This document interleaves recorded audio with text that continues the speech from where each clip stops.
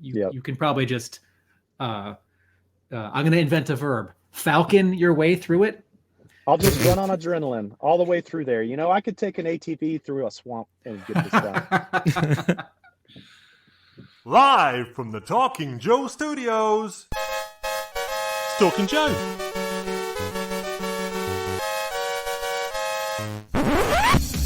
Talking Joe is on the air. Hey, today, baby, I got your money. It's me, Mark, and welcome to the Talking Joe, G.I. Joe Comics podcast. If you're new to the show, you can find out all of the details over at the website. talkingjoe.co.uk is that website. Today, we'll be talking about the Falcon Spotlight issue, G.I. Joe 288, which is a follow-up to our episode 141, released a few weeks ago, where we talked to the artist of the issue, Cuba Bowl. So if you've not listened to that, you can dig into that to get the whole behind-the-scenes story. This episode, we are doing our normal deep dive into the latest issue, and joining me, as always, it's a real American Tim. It's Tim Finn. Hello, Mark, and hello, listeners, and hello to our guest, who Mark's going to introduce right now. He's waiting in wings. It's our man. Let me say a few words first. Yeah, joining us today, special guest, Carson Taxis, curator of the 3DJOES website, author of Collecting the Art of G.I. Joe, the Operation Recall toy project, and Lieutenant Falcon cosplayer extraordinaire, and so much more. Here he is, a long overdue special guest onto the show. It is Carson. Here he is. Welcome, Carson. Yo, Joe. So thank you guys for having me. I've been a big fan of the show, and I was very happy when Tim Finn kind of came on board, and it looks like it's quite the love connection. You guys have a good rapport, and I'm happy to see you guys keeping this going, man. Every time Tim's promotional ads, it just his social media shares with his face and the expression, and you can immediately tell how he feels about each book. So it's a very genuine way to kind of promote the series. So I've enjoyed it, man. I like what you guys are doing. Keep up the good work, and thanks for having me on the show. It's great to have you, Carson. Good to have you, because it feels like an oversight that we've got as far as we have almost up to 150 episodes without having you on. Wow. Because you're such a important figure in the community, a real force, and it could never be overstated enough. What you're doing in terms of your contributions, particularly around sort of building that the magnificent 3DJOES website. It's a real asset to the community. And very specifically, our co-host for our Devils Do Disavowed episodes, Jay Cordray, uses many images from 3DJOES for the YouTube video versions of our podcast. And just last week was saying, man, I need to give a shout out to Carson and 3DJOES because some of these pictures come from that site. Awesome. It's a labor of love. And the crazy thing is I'm coming up on 10 years of building 3DJOES. This year, 2022, will be the 10-year anniversary. And it's just flown by. I just never get tired of it, man. Whenever I've got some open time, I've got a laundry list of, to-do items for building the website. It's never done. Literally last night, I spent 3 hours updating every single file card and card back and mint on card photo of the packaging for the 1989 figures. And but it always feels fulfilling to work on, spin the figures around and see how the costumes resolve themselves from every angle. And, just little pieces of feedback like that really make it fulfilling, because I feel like I'm helping, the community, and we're all intertwined in this crazy G.I. Joe universe. And the fact that I've been able to contribute something that's so useful to so many people is amazing. You guys, of course, are more than welcome to use all the graphics you want on your YouTube videos. I have people reach out every now and then. They're like, hey, can I use your stuff for my YouTube video? I'm like, absolutely. Just put in a little disclaimer at the bottom, images courtesy of 3djoes.com, so people can know where to find more of the good stuff, right? We work really hard creating top quality image assets, and we're never satisfied with it. And that's why I was redoing 1989 last night. When I started out, it was, specifically the comic book artists as well. They owe you this sort of invaluable kind of piece of contribution, that there's this amazing reference that they can go back to when they're having to draw these things in the books. Yeah, if I drew an amazing Transformers fan fiction comic when I was in 8th and 9th and 10th and 11th and 12th grade. And all I had was Transformers Universe, the 4-issue miniseries, and like pausing VHS tapes. And there is, in Transformers Universe, there is one character where you see a front and a back view, and that's Optimus Prime because he gets 2 pages, and all the other characters, you got to know what they look like from the back. So very specifically, it's like, what does the back of the Hiss 2 look like, says random G.I. Joe comics artist. And we're certainly past the era where someone drawing an issue of G.I. Joe is going to get sent toy samples. Also, we should specifically call out, Carson, the great work that you and your small team of volunteers do on 3DJOES.com, because there is a very, very, very well-known G.I. Joe toy and comic and merchandise reference website that everyone knows and loves, and it's been around for more than 20 years, and it's the thing that you get when you Google a lot of this stuff. And unfortunately, that site is having some permanent technical problems, and I feel like there's a very positive push that we as Joe fans who communicate with other Joe fans can make in encouraging people to go to 3djoes.com, because it is in a very, I say this in a very positive way, it is carrying the banner, it is carrying the torch for that other well-known G.I. Joe toy reference site that is falling on some hard times. Yeah, I appreciate you saying that wholeheartedly. I'll say the name if you don't mind me naming. Sure. But and the guys that were running Joe are friends of mine, and we're fellow archivists. The company was from under them to a Canadian company that just wants ad revenue, and so it's very sad that happened. But we all got together, we talked collaboratively, and we decided, what's the best path forward.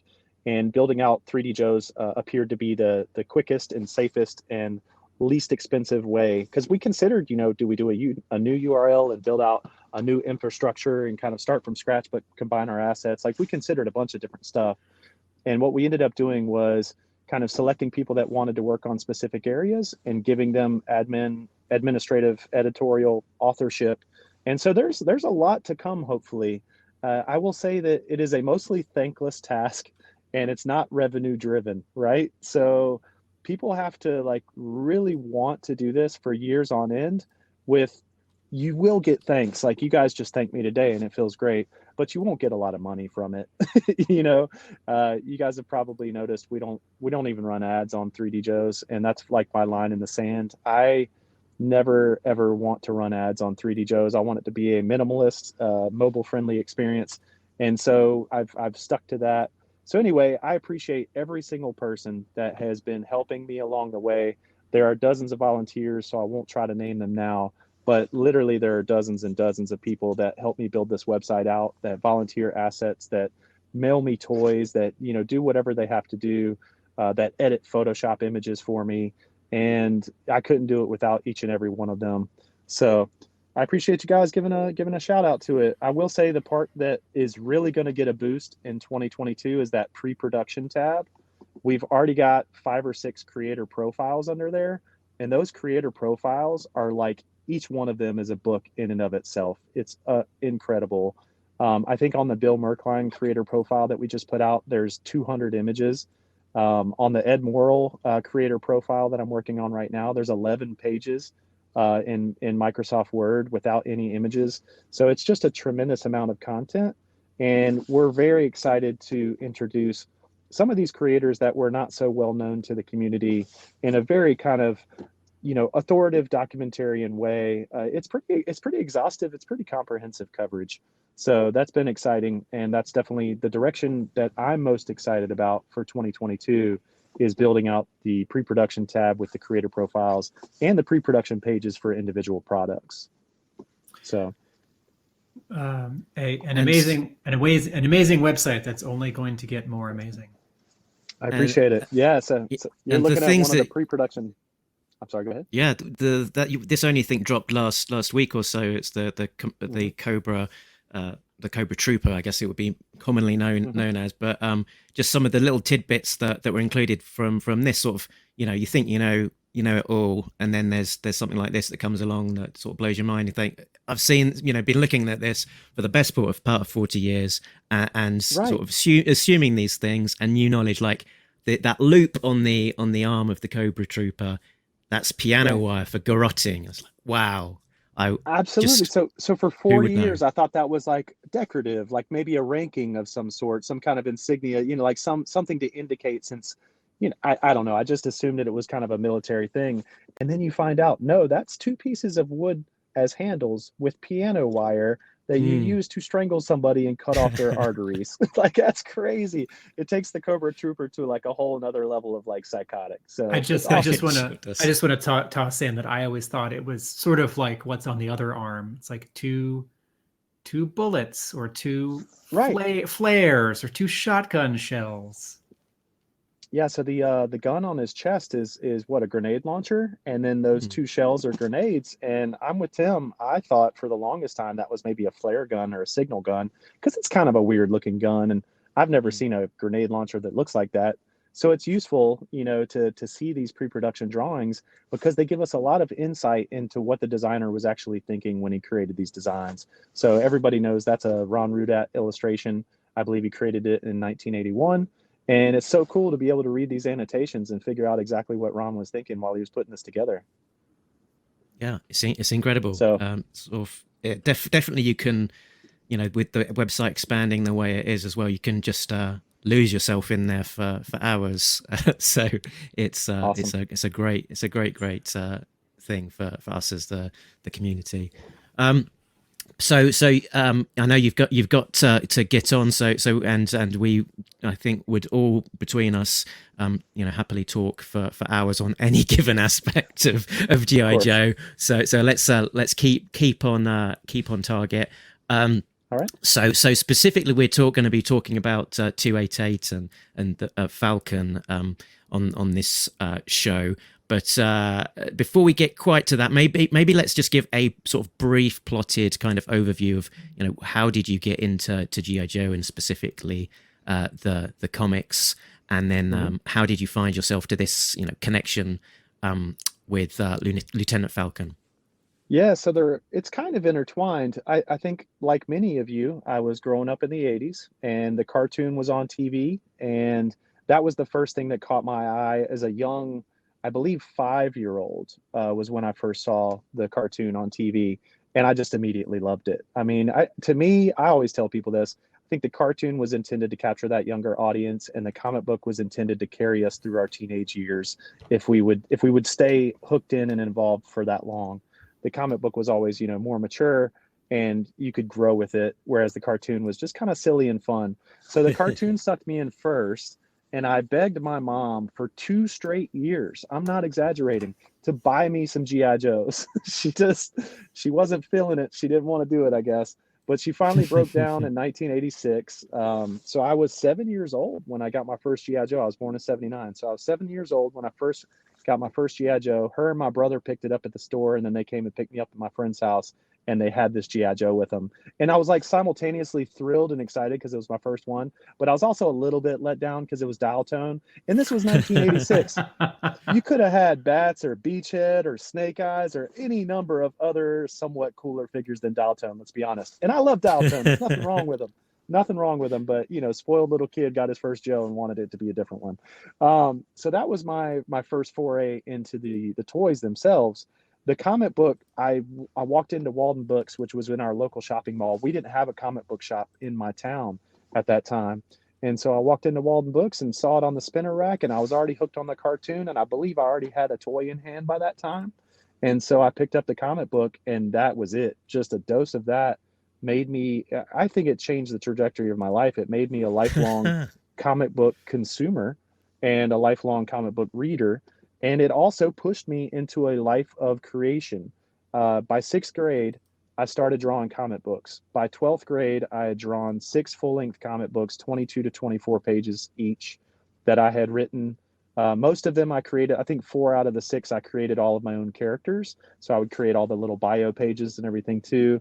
One of them I did was an X-Men one, and I even colored that one with Prismacolor pencils, So the comic books literally turned me on to a life in the creative arts. Now, I ended up going to college at the College of Design at NC State. And by that point, 1997 through 2002, I ended up getting a degree in mass communications and a degree in art and design. And I transitioned from wanting to be a comic book illustrator to doing video and animation because, to be candid, I didn't want to be a starving artist. And I was going to a lot of the comic conventions and I was talking to the premier artist of the time. I remember Joe Madrera, who was a cover artist for X-Men at the time, having a really formative conversation with him about the kind of the economic insecurity of comic book art. And he was on top. And I was nowhere near as good as him, nor would I ever be, was the way that I felt about it. So that's what kind of made me pivot to something more technologically challenging, where I could separate myself from some of the other artists that were running alongside me in just the illustration area. So I feel like me and Tim Finn have a lot of commonalities. Tim, don't you teach animation? I do. Yeah. So we've got a lot of commonalities. Did the comic books and cartoons put you in that direction as a kid? Yeah, but lots of animation. I mean, G.I. Joe and Transformers were my favorites, but yes, I was watching too much TV, and my first comic was G.I. Joe, and I became a voracious comics person immediately because of that issue. I think, I was listening to an article or listening to a video interview with a guy from Mile High Comics and Jim Shooter just last week. Josh Eggman posted it. And they were talking about how G.I. Joe was by far the largest mail order comic book, subscription-based comic book that Marvel Comics had in the mid-'80s. I think that comic converted or brought more people into the comic book, kind of domain than any other comic, because people had exposure to G.I. Joe through the toys on the aisles and the cartoon on TV. I think G.I. Joe the comic was a gateway drug for tens of thousands of people. I really do think that. Importantly, I have no data. book. No, well, I mean, the proof is that the comic book was advertised on television. Like we conflate the animation that was used with footage of kids playing with toys, and then the ad was technically for the toys, but then a different version of that ad without the footage of the kids, but only the animation, which would end with Jackson Beck saying, "What happens next? Find out in Marvel Comics." Marvel Comics. That absolutely, because how many other comic books were advertised on television in the 80s? Zero. So that was a first. That was absolutely that is a link. It's unacceptable. Look, G.I. Joe is beating us in the snow. G.I. Joe is fighting Cobra the enemy on land and sea and air. G.I. Joe, And he's beating us in the air.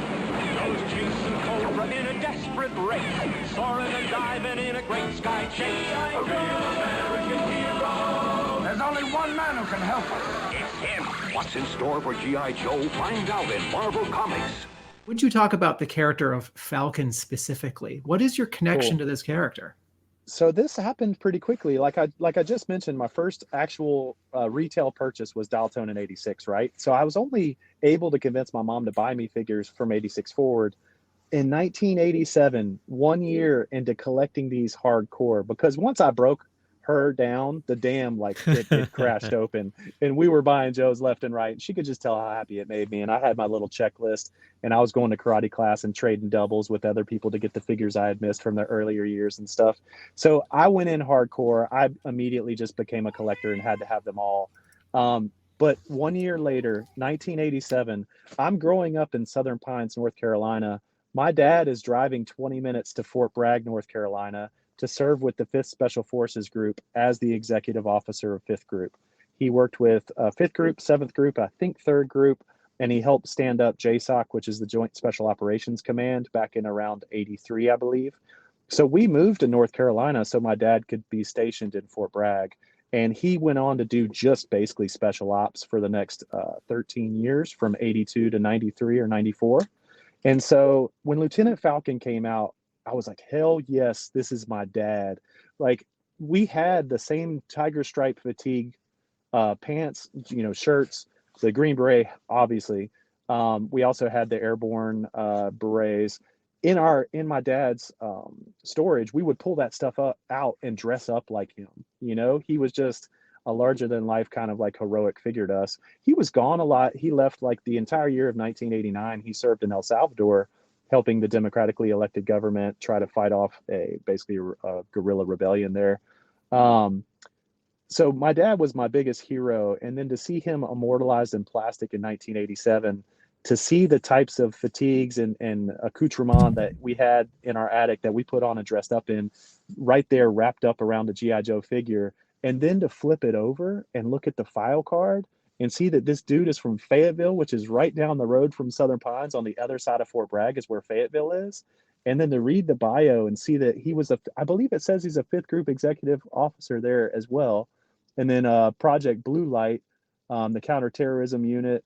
My dad also went to language school in Monterey, California, and learned Farsi and a couple other languages. So all this stuff lines up really well with what my dad's actual real life experience was. So man, it was just surreal to me. I think this created this like lifelong, okay, G.I. Joe is just kind of my thing for life. And I think my dad, my dad was flattered by it. I'm sure, like, what dad wouldn't want to be a superhero to their kid, So one year I remember telling him, because he's only 5'9" and I'm 6'3", right? So I remember telling him, hey, if you can find some tiger stripe fatigues that'll actually fit me now, I will dress up, I will cosplay as Lieutenant Falcon.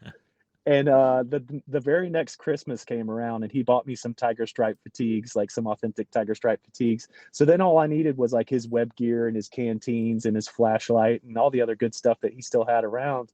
And we took a trip to Fort Bragg together and bought a couple other pieces that were missing from the outfit. And that's how the Lieutenant Falcon cosplay came along. So what better way to, have fun with my dad? It was just like a fun little adventure to go on with him to like trick out this costume properly, get the right communications gear, all that kind of stuff.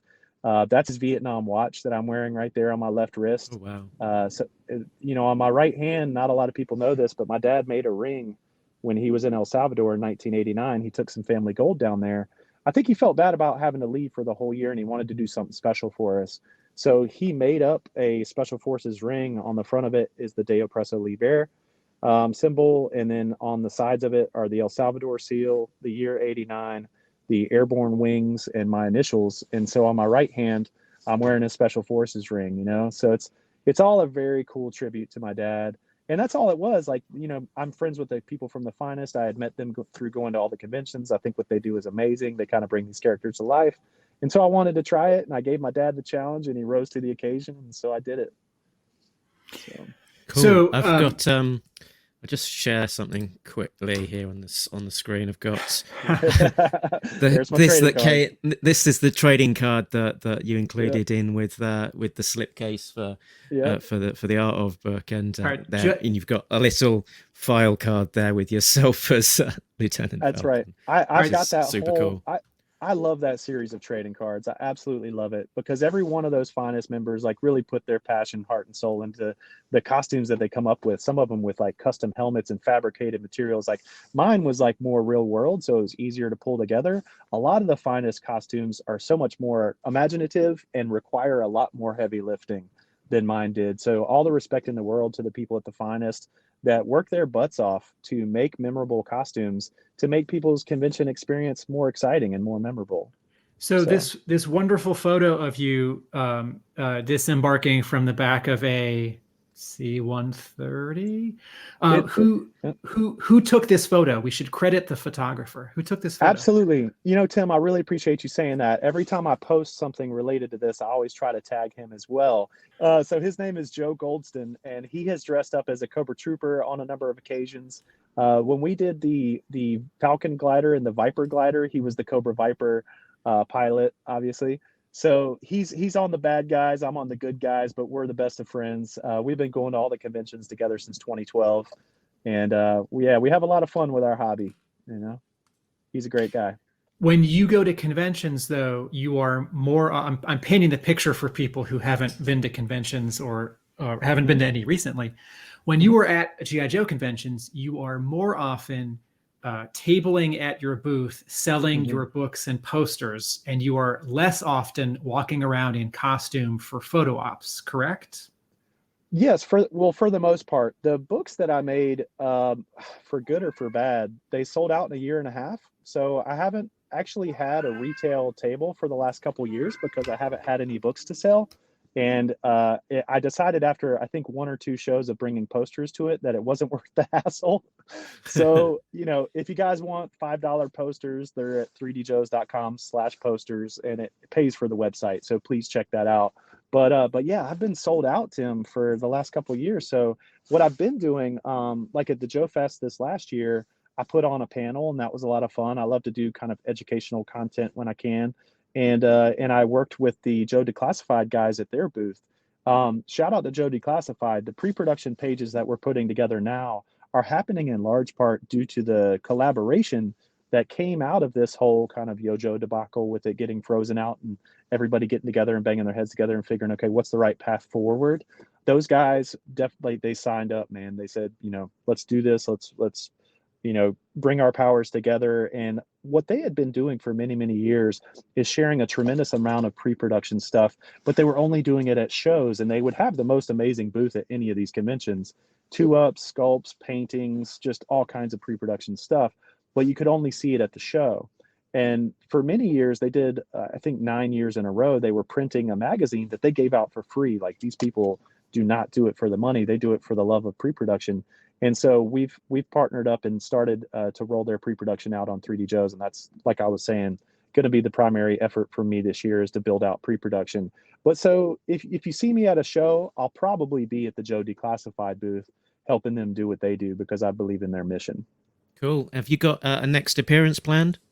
Oh, I'll definitely be at Joe Fest. So, to me, Joe Fest was kind of the natural successor to JoeCon. It was already a 2-day show with a bonus kind of Friday night get together if people want a 3-day show. I really like how Ed Schumacher, who puts on Joe Fest, has taken great efforts to include the creators and some of the less frequented creators that maybe the G.I. Joe Collectors Club didn't do a great job of connecting with. I was able to get Mark Pennington there last year. He's the figure designer that followed up Ron Rudat. We did a panel together, so that was great. Ron Rudat, him and Jenny had their wedding anniversary. Ed Schumacher was like, let's make it a VIP dinner and we'll pay for it. And so nice. we had like 30 or 40 fans there for Ron and Jenny's anniversary dinner. That was amazing. So I really I feel like Ed Schumacher and the Joe Fest guys are giving the creators the respect that they have earned. And so I'm all in on Joe Fest. My other favorite that I really want to make it out to is Codename Iowa. Assembly Required, put on by Codename Iowa. So Brian Sauer is a good friend of mine, and he does amazing design work. And I just want to make it to that show because everything I've heard about it is that it feels like kind of a family gathering of really, tight, lifelong Joe fans. And I want to go be part of that family. I know Chris McLeod is a big fan. And Ron Wagner lives in the area, and he is often a guest or is always a guest. Yeah, I can't remember a year that he wasn't a featured guest. Yeah, so that's a big selling point for Assembly Required. So I definitely want to make it to Assembly Required. It's just a bit more of travel for me, but I just got to get over that. I just need to make it happen. So we've got this amazing photo of you. Oh, who did you Photoshop the yellow, the blast from the shotgun? Yeah, I added that. Yeah. All right, so. I was just going to say, we weren't able to fire live rounds. We were, this was at a battleship, I believe in South Carolina. And they had a battleship that we went on and shot a bunch of photos on, but just on the kind of the shore area right next to that battleship, they had this beautiful kind of Vietnam era recreation that had all kinds of props, different types of vehicles. And so this helicopter, we were able to all load up in it and get these photos of like we're going into a mission or we're coming out from the mission. They had a bunch of dugouts with sandbags and stuff. It was a very cool space to do a photo shoot. So I just came home. This was my favorite image because it had such good motion to it. Like Joe Goldston did a really good job of, kind of spray and pray, shooting the heck out of it, super fast shutter speed. And he got some amazing, you see Muskrat right there behind me, running off behind me. We're both clearly in motion. We're not posing. Like it looks like we're actually we got some emotion and we're moving into combat. We're not just kind of acting. At least that was what I hope that people feel when they see that image. So all right, so take us through. So this photo is from several years ago, but then all of a sudden, last month in December of 2021, an issue of G.I. Joe is published with a Yep. similar drawing. So what's the That's right. connection? Yeah, so Mark mentioned the book series early on. The book series, Collecting the Art of G.I. Joe, is about a 3.5, 4 year project. We printed 1,000 copies, and I had those from, after the Kickstarter for about a year and a half. Well, John Royal, who's an amazing cover artist, reached out to me, and he candidly said, like, hey, look, man, I love your Collecting the Art of G.I. Joe book series, but I'm a comic artist, and I just don't have $200 to throw at it. Is there anything that we could work out? And I was like, absolutely. I'm a lifelong G.I. Joe fan. I love your work on G.I. Joe. How about you just do a commission of Lieutenant Falcon for me? Because he's my favorite. And he was like, all right, great. Just send me some reference material. So I didn't just send him this photo. I promise. I sent a bunch of other Lieutenant Falcon stuff. And I in no way expected that he was just going to draw the photo, right? That he was going to basically take that layout and composition and just do the John Royal on it, man. And so he did. There was a black and white image. So that's the original commission that he did that we traded for the Collecting the Art of G.I. Joe book series, right? So he posted that on social media, and I think he got enough positive feedback on it. Let's be honest, we don't see a lot of Lieutenant Falcon in the comics, right? And people generally trash him because of Don Johnson's role in the G.I. Joe movie and that kind of thing. So when he posted this, it actually got a lot of really positive feedback. And so he was inspired by that to where he started going and pitching to Tom Waltz, can we do a cover with Lieutenant Falcon? Because I think there's some demand for it. So there was a brief segue. It actually ended up being another cover. If you'll notice, in the last couple years, there's been a couple Lieutenant Falcon covers, and that all came from this kind of secret origin story. So he went and pitched Lieutenant Falcon to Tom. They're like, all right, cool. Just draw me up some ideas and we'll run with it. So the first thing that happened was the Crocmaster and Lieutenant Falcon cover. And Crocmaster's kind of coming in from the trees, like jumping in over them, and Falcon's surrounded by crocodiles, and it's a really cool piece.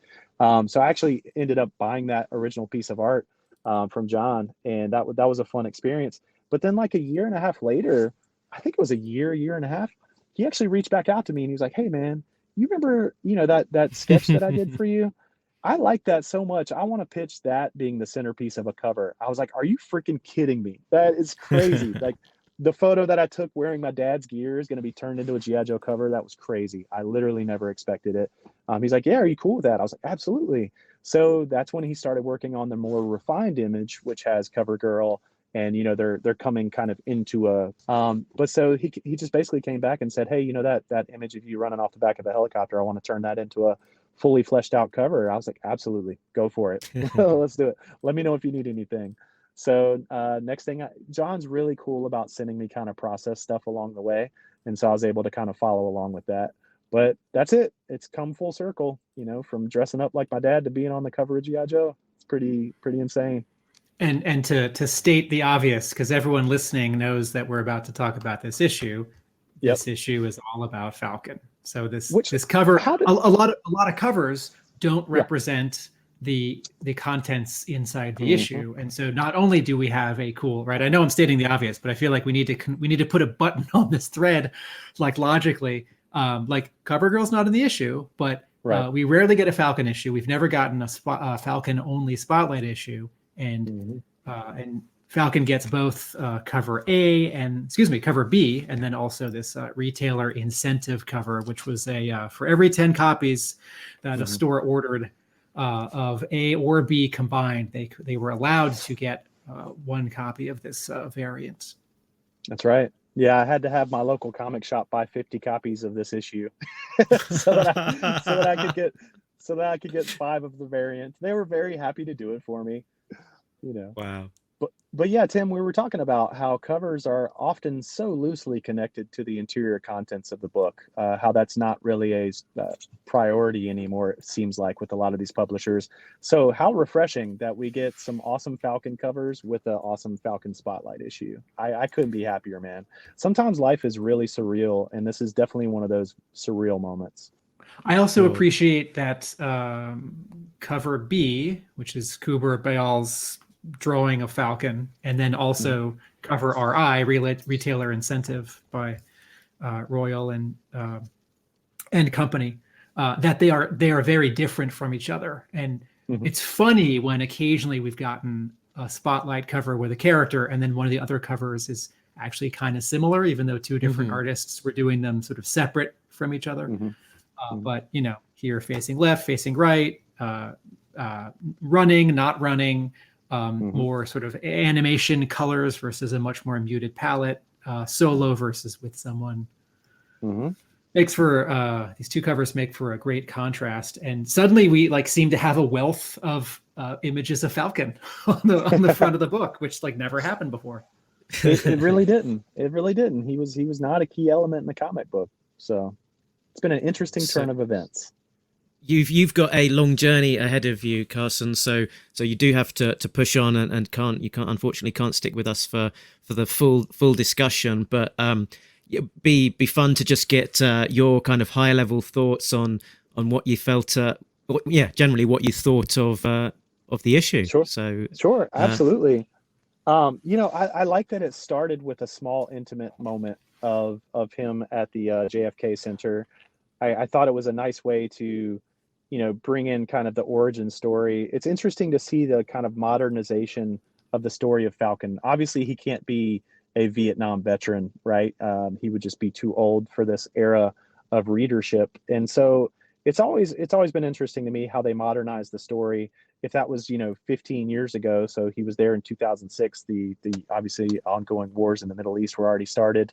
They did manage to work Vietnam into it, with his father being a Vietnam veteran, and there was some political statements there, about how the DoD was not willing to admit that his father was exposed to Agent Orange and that potentially killed him. We're okay with spoilers, right? Yeah. I've only spoiled the first couple pages, but anyway, so I really liked the kind of small and intimate scene that they introduced him with, and the quick bit of history that you got in those first couple pages. And then when we get into the meat of the story, this like modern day current, I guess this is really a flashback though, because what this becomes is an origin story of Fast Draw, Law and Order, and Lieutenant Falcon. So it's not really just a solo on Falcon, and I was good with that. I appreciated that. I like that they kept it kind of era specific. So obviously us as kids and collectors, we got Law and Order, Fast Draw, and Lieutenant Falcon in 1987, and they stuck with that, right? So they introduced those three 1987 characters in this book. I enjoyed the kind of language that Larry uses. Obviously, he's a veteran. He knows his stuff. And so when he's talking about a butter bar, I've heard my dad say butter bar with that kind of disdain many times in his life. It's a second lieutenant straight out of ROTC. You've got that one vertical bar that's got that kind of gold bronze color to it. And, butter bars, they're coming out of 4 years of ROTC. They're not battle tested. And, people like a sergeant that's been in for 15 years but worked his way up to get to that, they have to answer to these butter bars. And there's this bit of contention in the military between, second lieutenants fresh out of school and people that are more seasoned.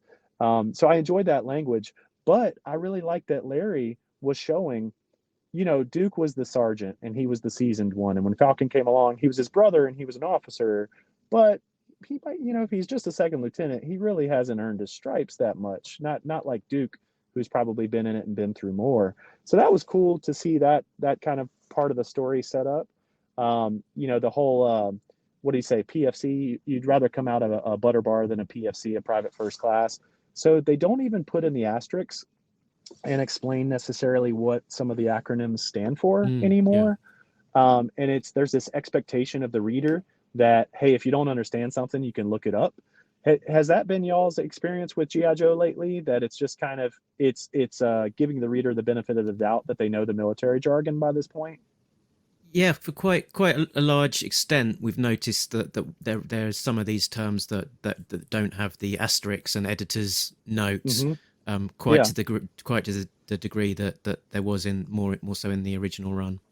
Yeah, and like as kids, they were very conscious of that, and there was editor's notes all over the place. When LRRP, they might even put in pronunciation LRP, or long range recon patrol or whatever. I always loved growing up as a kid, reading the G.I. Joe comic, learning some stuff from Larry, and then dropping it around my dad. So he thought, how does my kid know a little bit of my world like that? So that was always pretty fun. But anyway, I just noticed that evolution from when we were kids, they tried to explain everything to us. And now maybe the expectation is there as a reader of G.I. Joe that you probably already know these things, or they expect you just to right click and look it up really quick. And we've got the tools where we can look these things up more easily than we could as children when the the internet didn't exist. Right.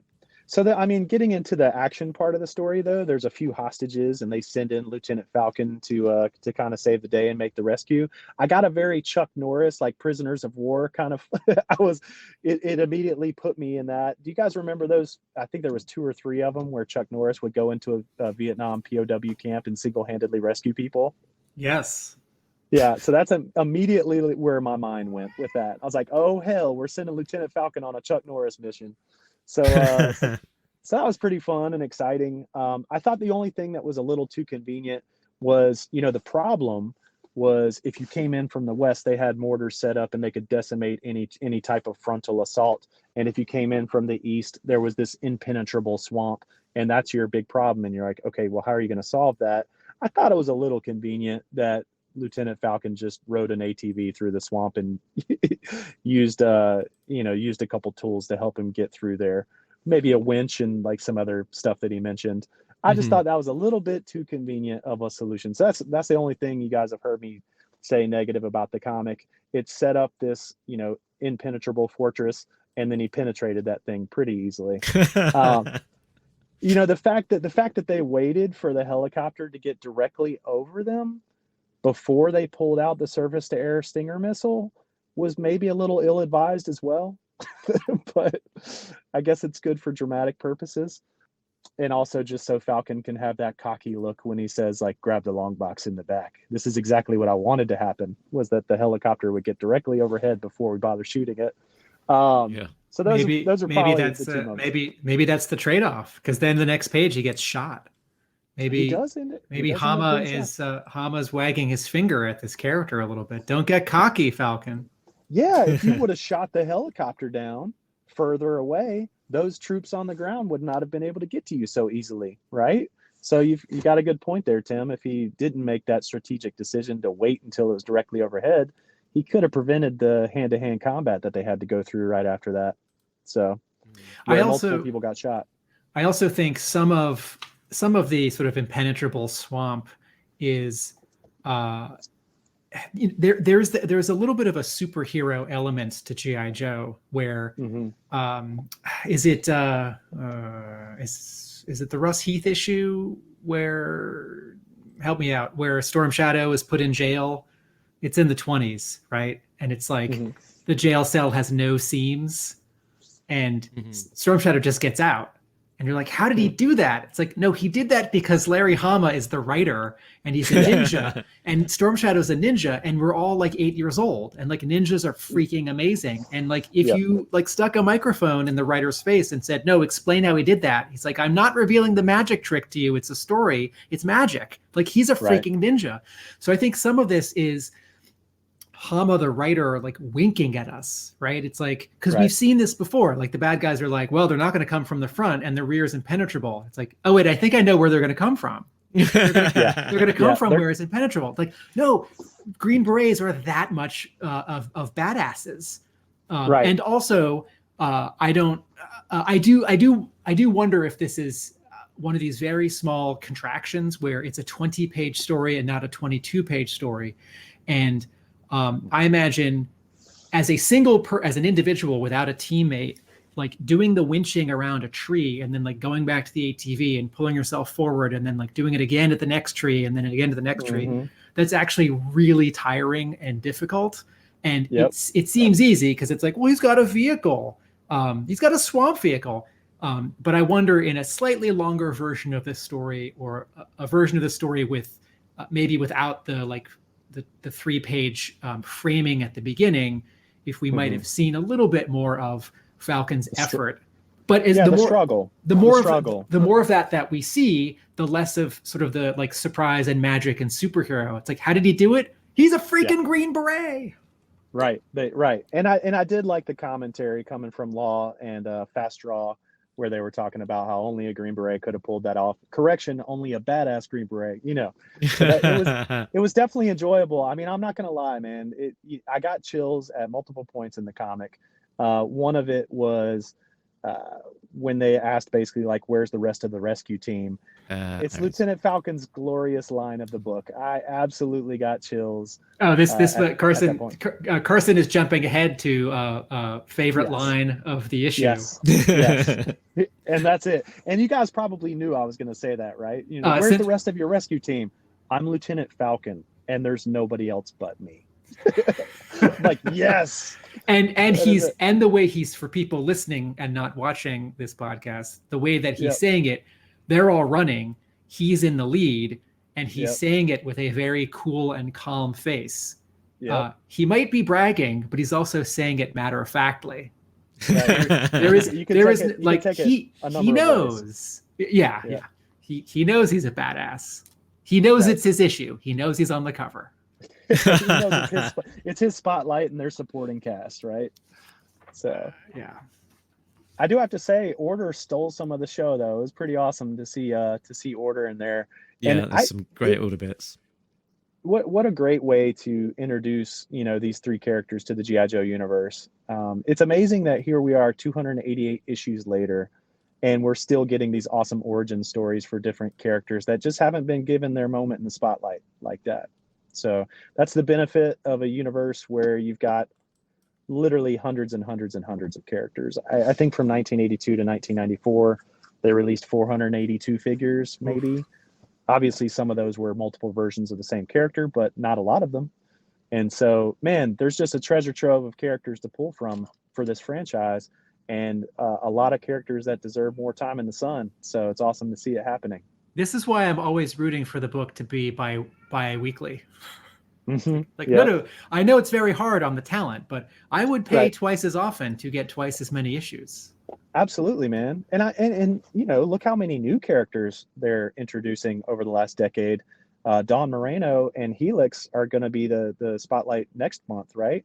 And those two characters have come about in the last decade or so. So there's so many different characters to cover here with this property, and you really can't give them all their due. So yeah, Tim, I support the bi-weekly thing. I don't know if Larry's up to it. I think as much Larry, it's the team, like an editor wrangling that, a letterer and a color artist, whether you get the regular people to do it twice as often, or you pull in additional people and keep the regular people at their regular schedule. Like, you know, you see 5-10 years ago when DC Comics was doing it with Batman series like Batman Eternal, or with 52 or Countdown. It is, even for a big company with a lot of money and talent to throw around and move around, like eventually every book just like has scheduling problems. Sure. Yeah. And I mean, let's be honest, G.I. Joe has had a couple publishing dates pushed back recently. So we don't know if it's already a challenge just doing the monthly.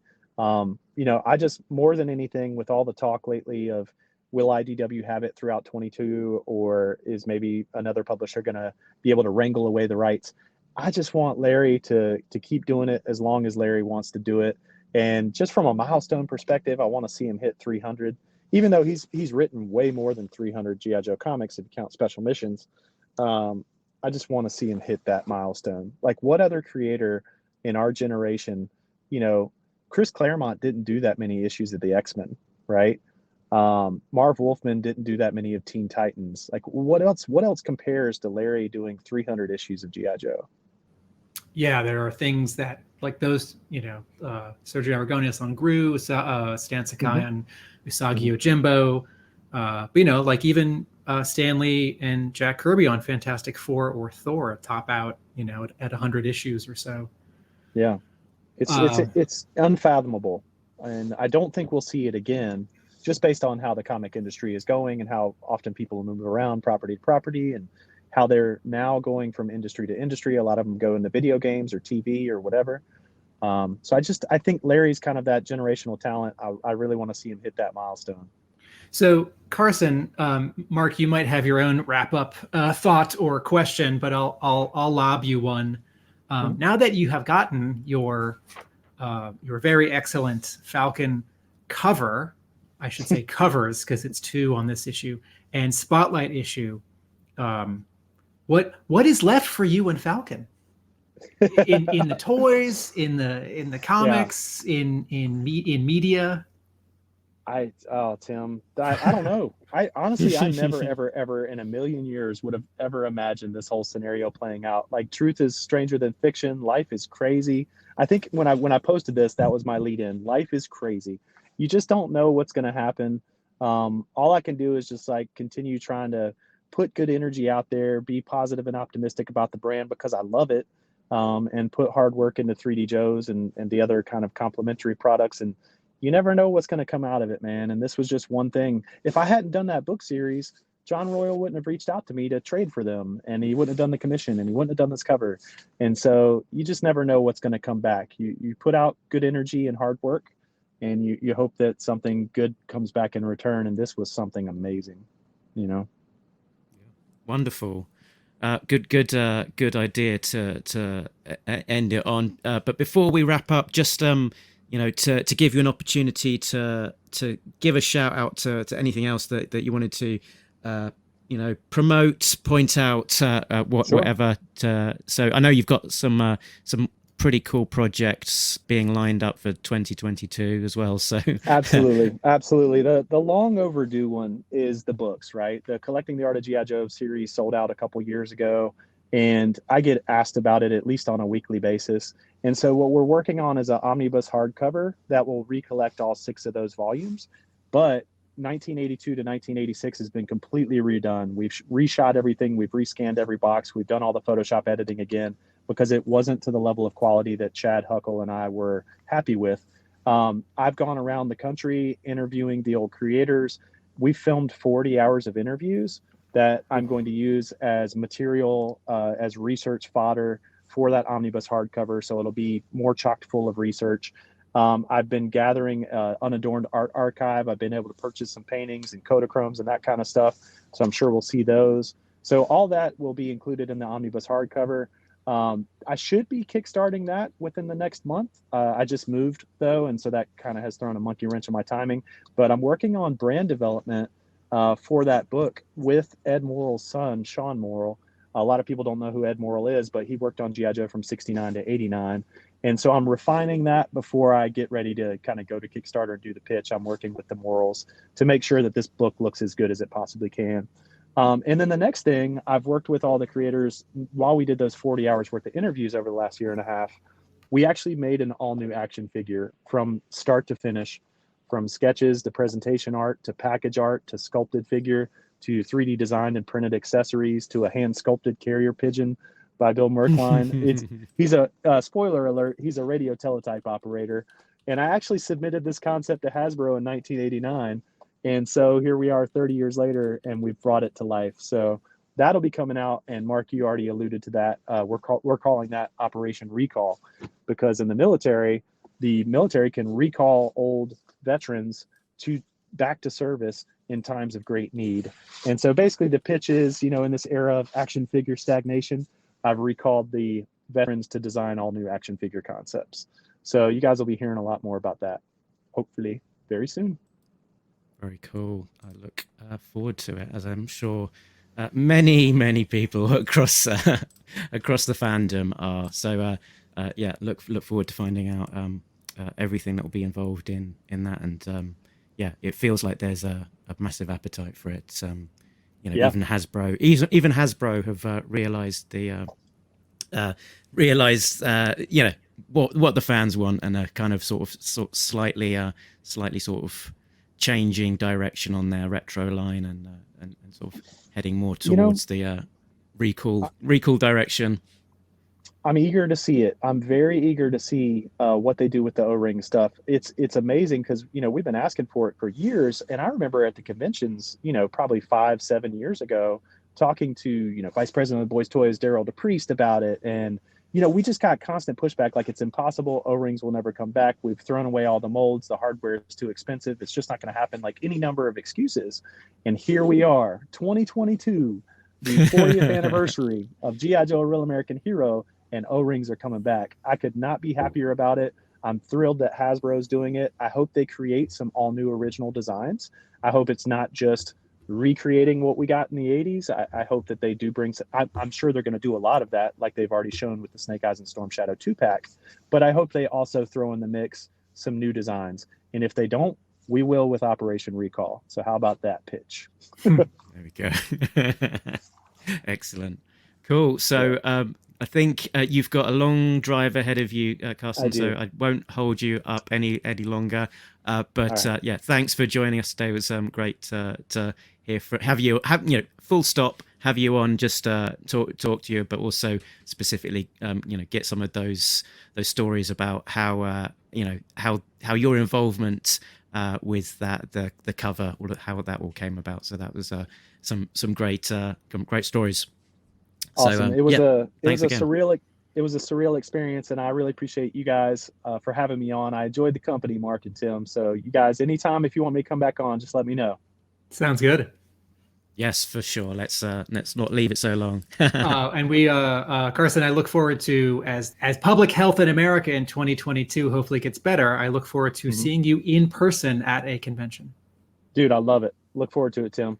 Can't wait to see your book updates too, man. I know you've been working in the background. I'm excited to see what you've been cooking up. Thanks. Yep. Talk to you guys soon. Bye, Carson. Cool.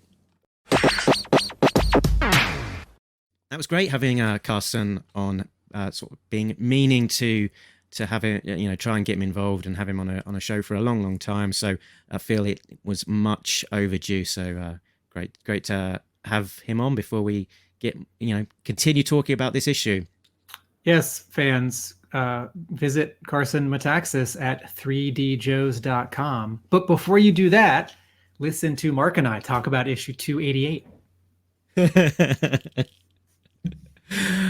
Cool.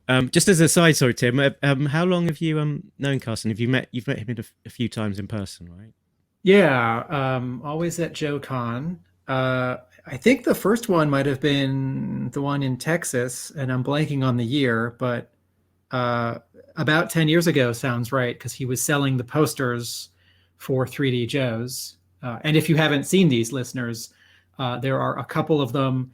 They're, I think, 18 by 24, standard poster size. They're all white and then laid out in a grid, not with an actual grid, but laid out in rows and columns are photos of every figure fully geared up.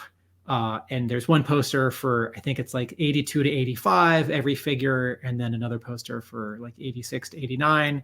And at the time, he was selling two versions, ones with just the images, and then ones with the images, and I think everyone's name in black type under them. And Larry Hama, at one point or another in the last several years, has had one of them up in his office. Excellent. So I think certainly very useful. I think at one of those early conventions, Carson walked up to Hama and was like, "Hey, your comic's awesome. You're great.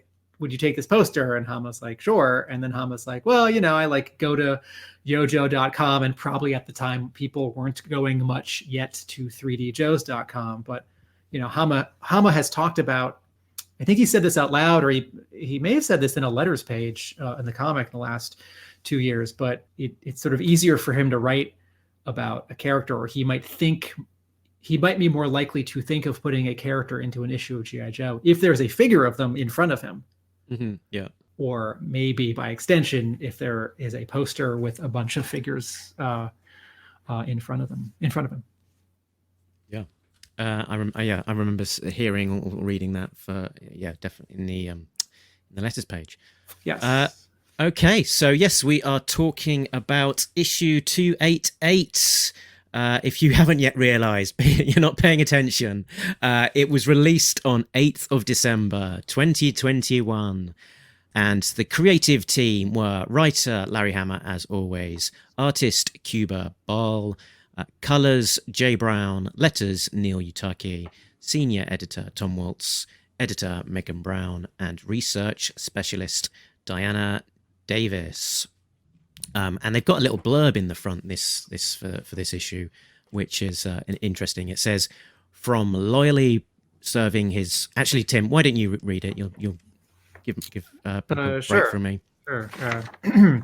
From loyally serving his country in the Special Forces to protecting the world as an elite G.I. Joe warrior, he's seen his fair share of triumphs and tragedies. And now, with a new, unknown threat on the horizon, his chaotic past will clash headlong with his precarious present as he prepares to help his fellow Joes stave off Cobra's latest attempt at global terror. His name is Vincent R. Falcone, and this is Spotlight, Lieutenant Falcon. Thank you, Admiral Akbar. I'm sort of doing my Jackson Beck. Yeah, so that sort of blur for the sit rep sounds like it might have been written before they saw the script. The sort of chaotic past clashing with his precarious present, unless it's foreshadowing something to come. But yeah, interesting. Let's look at the covers, shall we? Let's have a look at the covers in the gallery.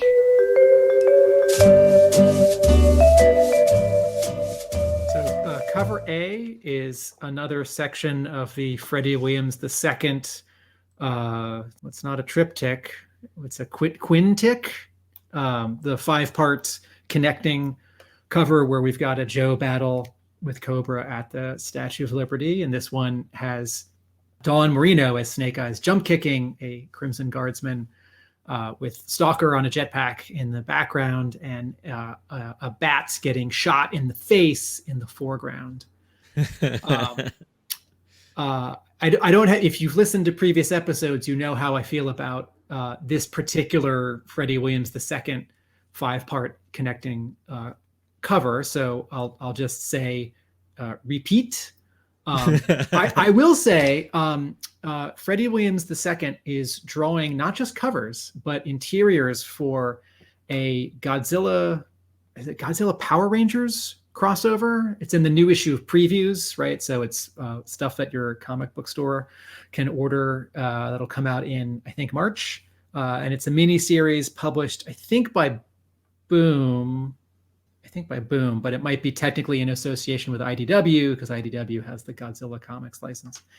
And I gotta say, Freddie Williams II has done lots of really neat 1980s properties in comics. You know, he did the 3 Batman Ninja Turtles crossovers that DC published with IDW, and he did the He-Man Thundercats crossover. Do I have that right?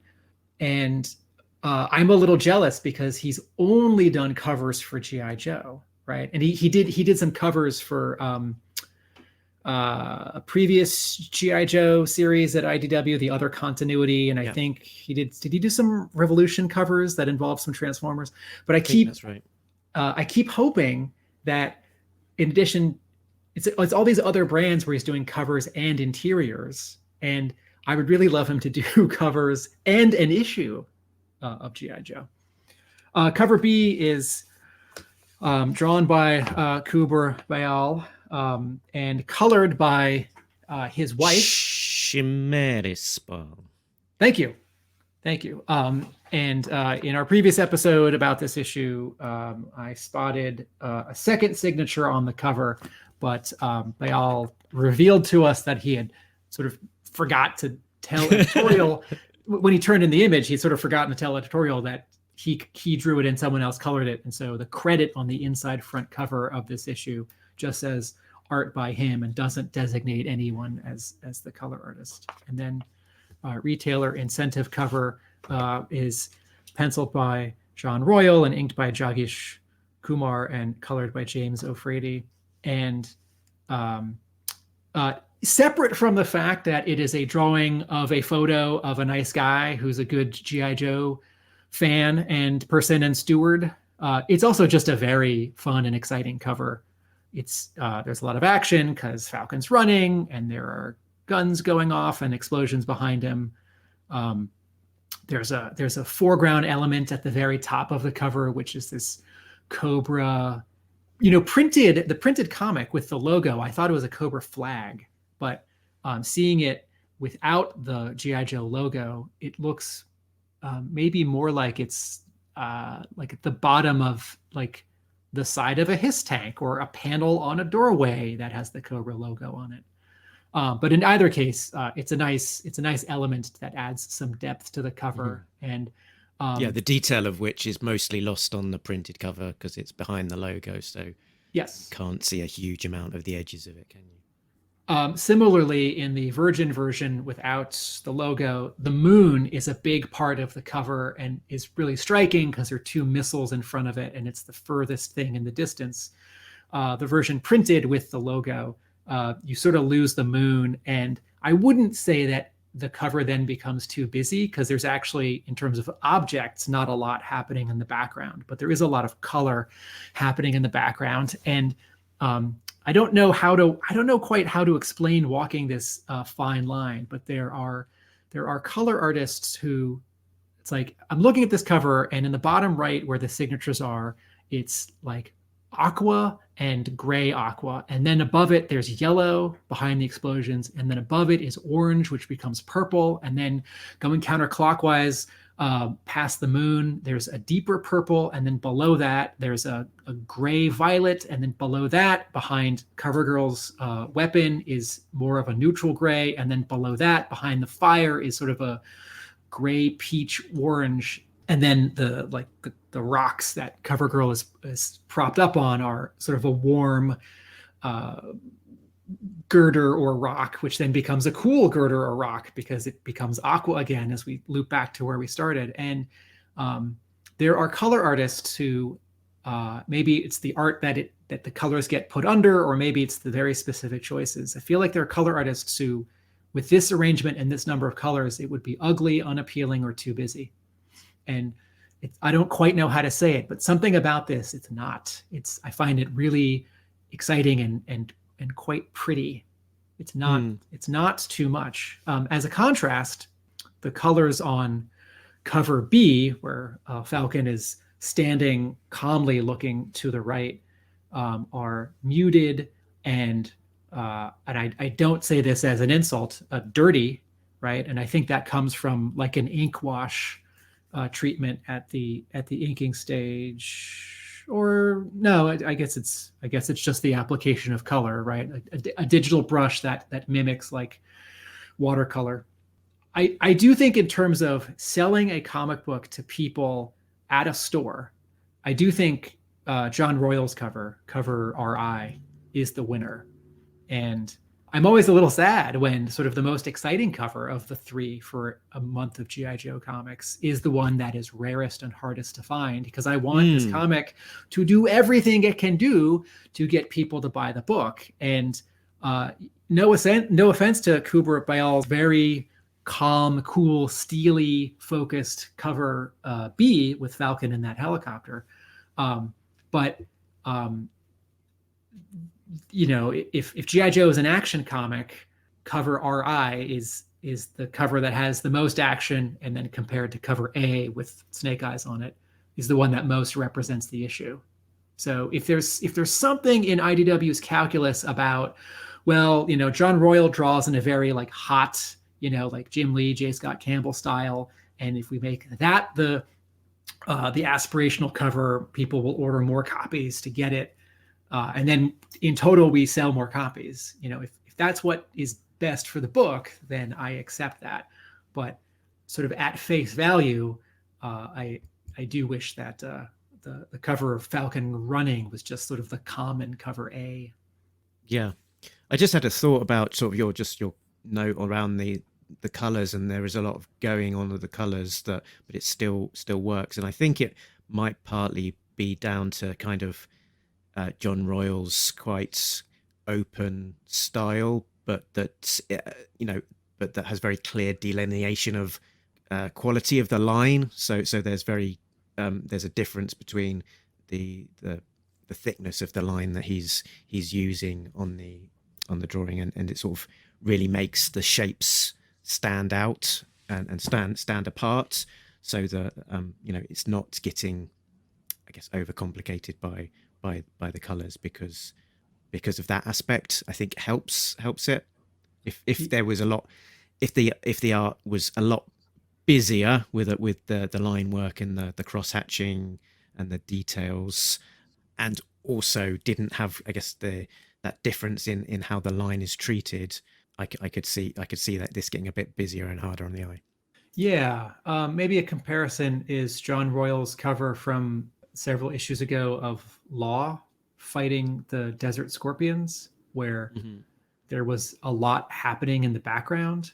And here, like, yes, there are 2 helicopters and 2 explosions, but effectively there's no background. It's not like Falcon and CoverGirl are in front of a fortress and a gun emplacement and the woods, right? It's everything behind them is basically negative space. And so James O'Frady can go a little nuts with these gradients, which, on paper I wouldn't like, but I think are quite nice here. I think this cover would also work if James O'Frady had picked, 2 or 3 colors for the background instead of 8 or 9. But this cover does have some latitude. How does the issue overall, Mark, work for you? Yeah, good. It's I think it's a very good issue. Works well. Shall I get into the plot breakdown? Oh yeah. As a reminder of exactly what happens. So 15 years ago, Vincent Falcone is visiting the JFK Special Warfare Museum and is advised by the sergeant giving the tour if he wants to serve, he should go to college and enter the ROTC. That kid would go on to be a Green Beret, ROTC commissioned, Special Forces trained, top of the class at Benning Jump School and Ranger School, and 7 years later, at Bolivia, Wolf-Clickenland border, 3 soldiers, Brown, aka Farstraw, Levine, aka Law, and Barkdale, aka Shallow Grave, have been held captive at an impenetrable fortified village. A general and his unknown suited spook send in a Green Beret to rescue them. The prisoners and their dog are made to dig their own graves in the woods. Actually, the dog doesn't dig. But, anyway, Barkdale is shot in the back of the head before Falcon comes to the rescue to make an escape through the swamp in an ATV. Meanwhile, the militia make chase in their hind helicopter, which Farstraw is able to take down with a Stinger missile.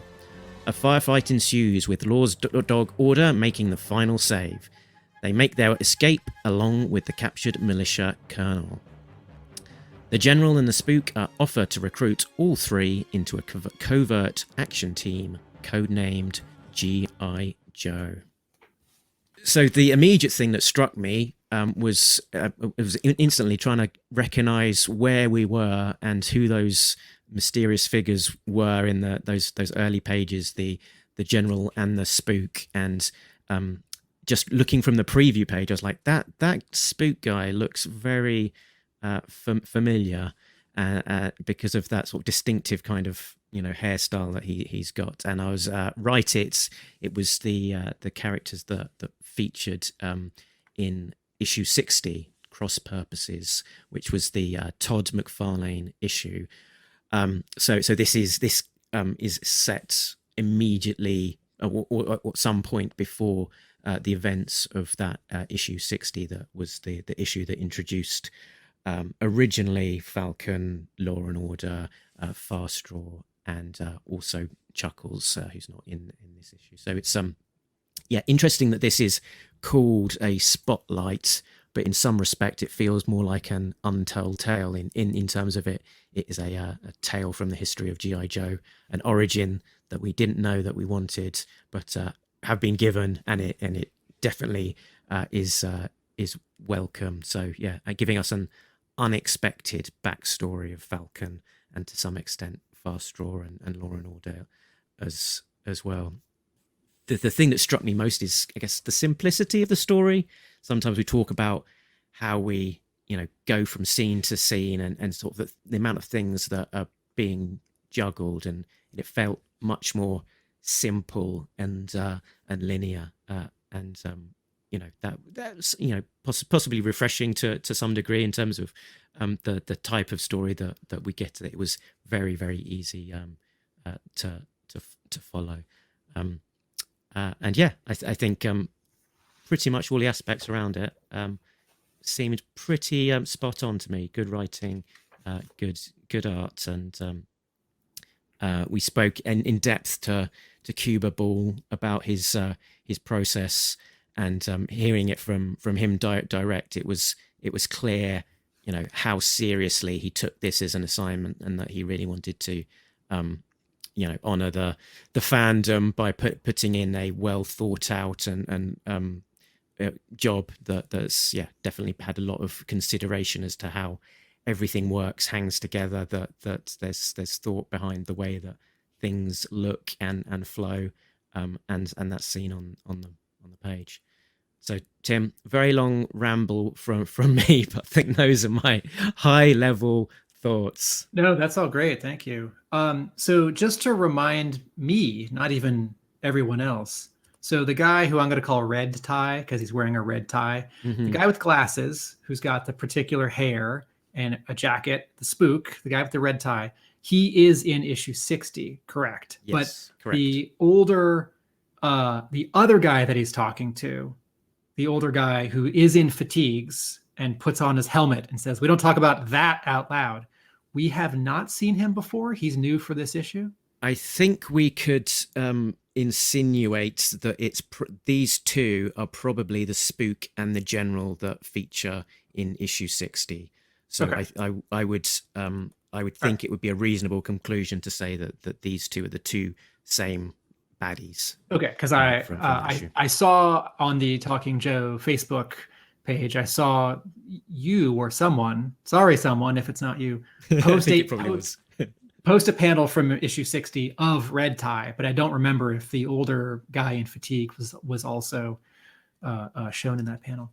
Yeah, the general character I think is less kind of obvious. Got a bit more of a generic look to him, and here he's in fatigues, whereas I think in the other issues he's more in a uniform, so it's a less obvious like for like, whereas the other character it's a more obvious sort of line to draw.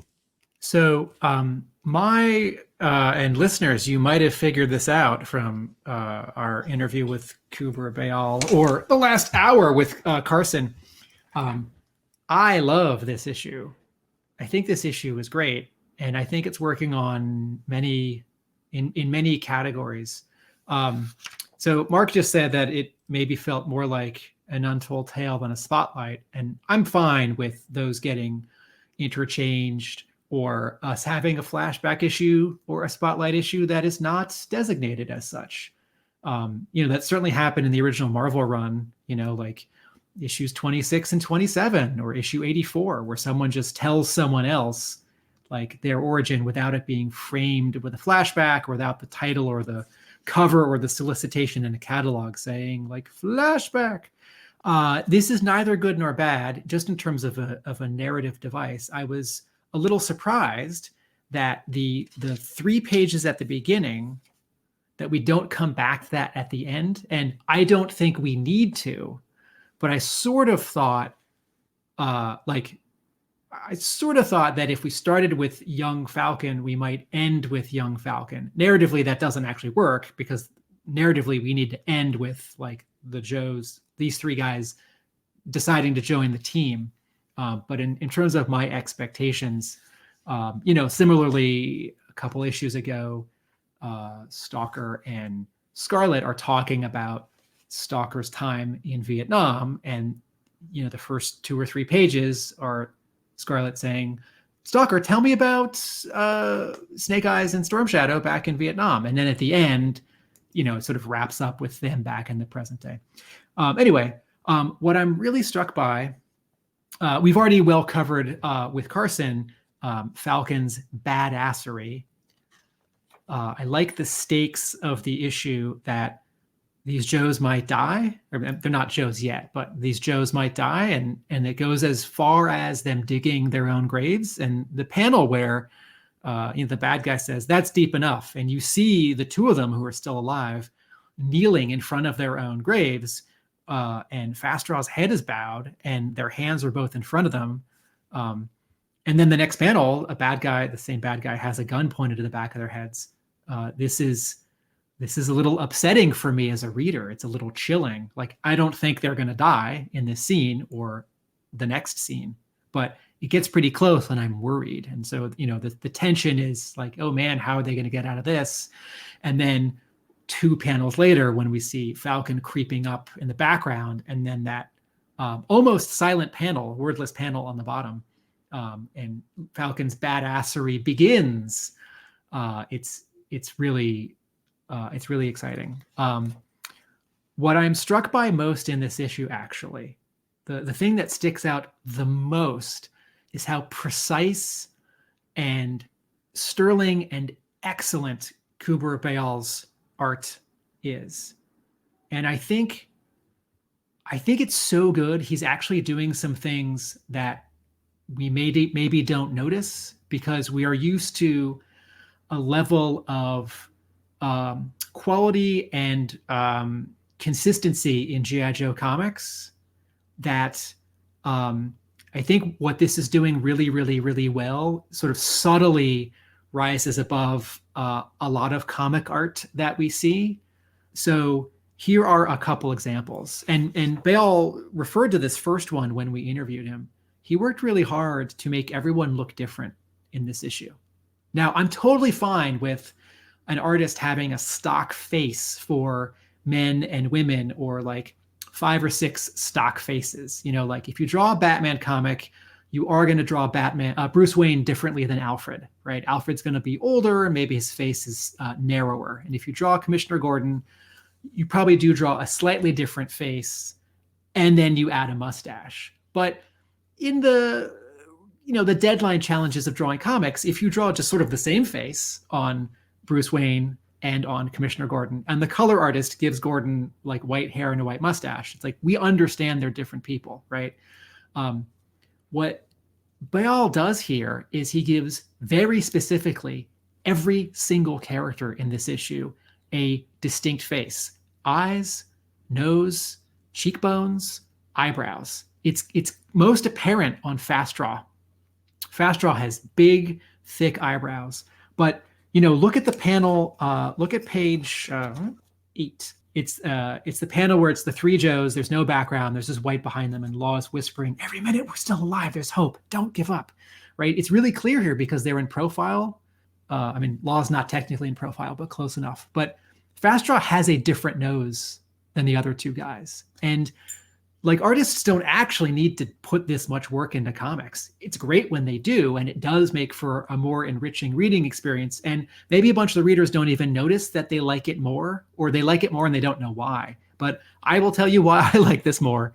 All these characters look very different from each other. I was going to say, just on Laura as well, you can see how he's picked up on that sort of that toyetic kind of look in his hair. Well, not it's not toyetic, rather. They picked up on the cues in the toy where he's kind of, his hair is sort of slightly more flat to his head, and kind of, I guess, from the parting, how it works on the toy and stuff like that. And it's just subtly, not sort of like for like, just recreating the toy, but picking up some of the cues of how it's how it's shown on the toy, and how it's very different to another figure with another hairstyle. Yeah. The second thing that I love about the artwork here is Kubra Bayal's body language. He does really gorgeous, subtle things with posing. So everyone flip to page 1, right? Panel 2.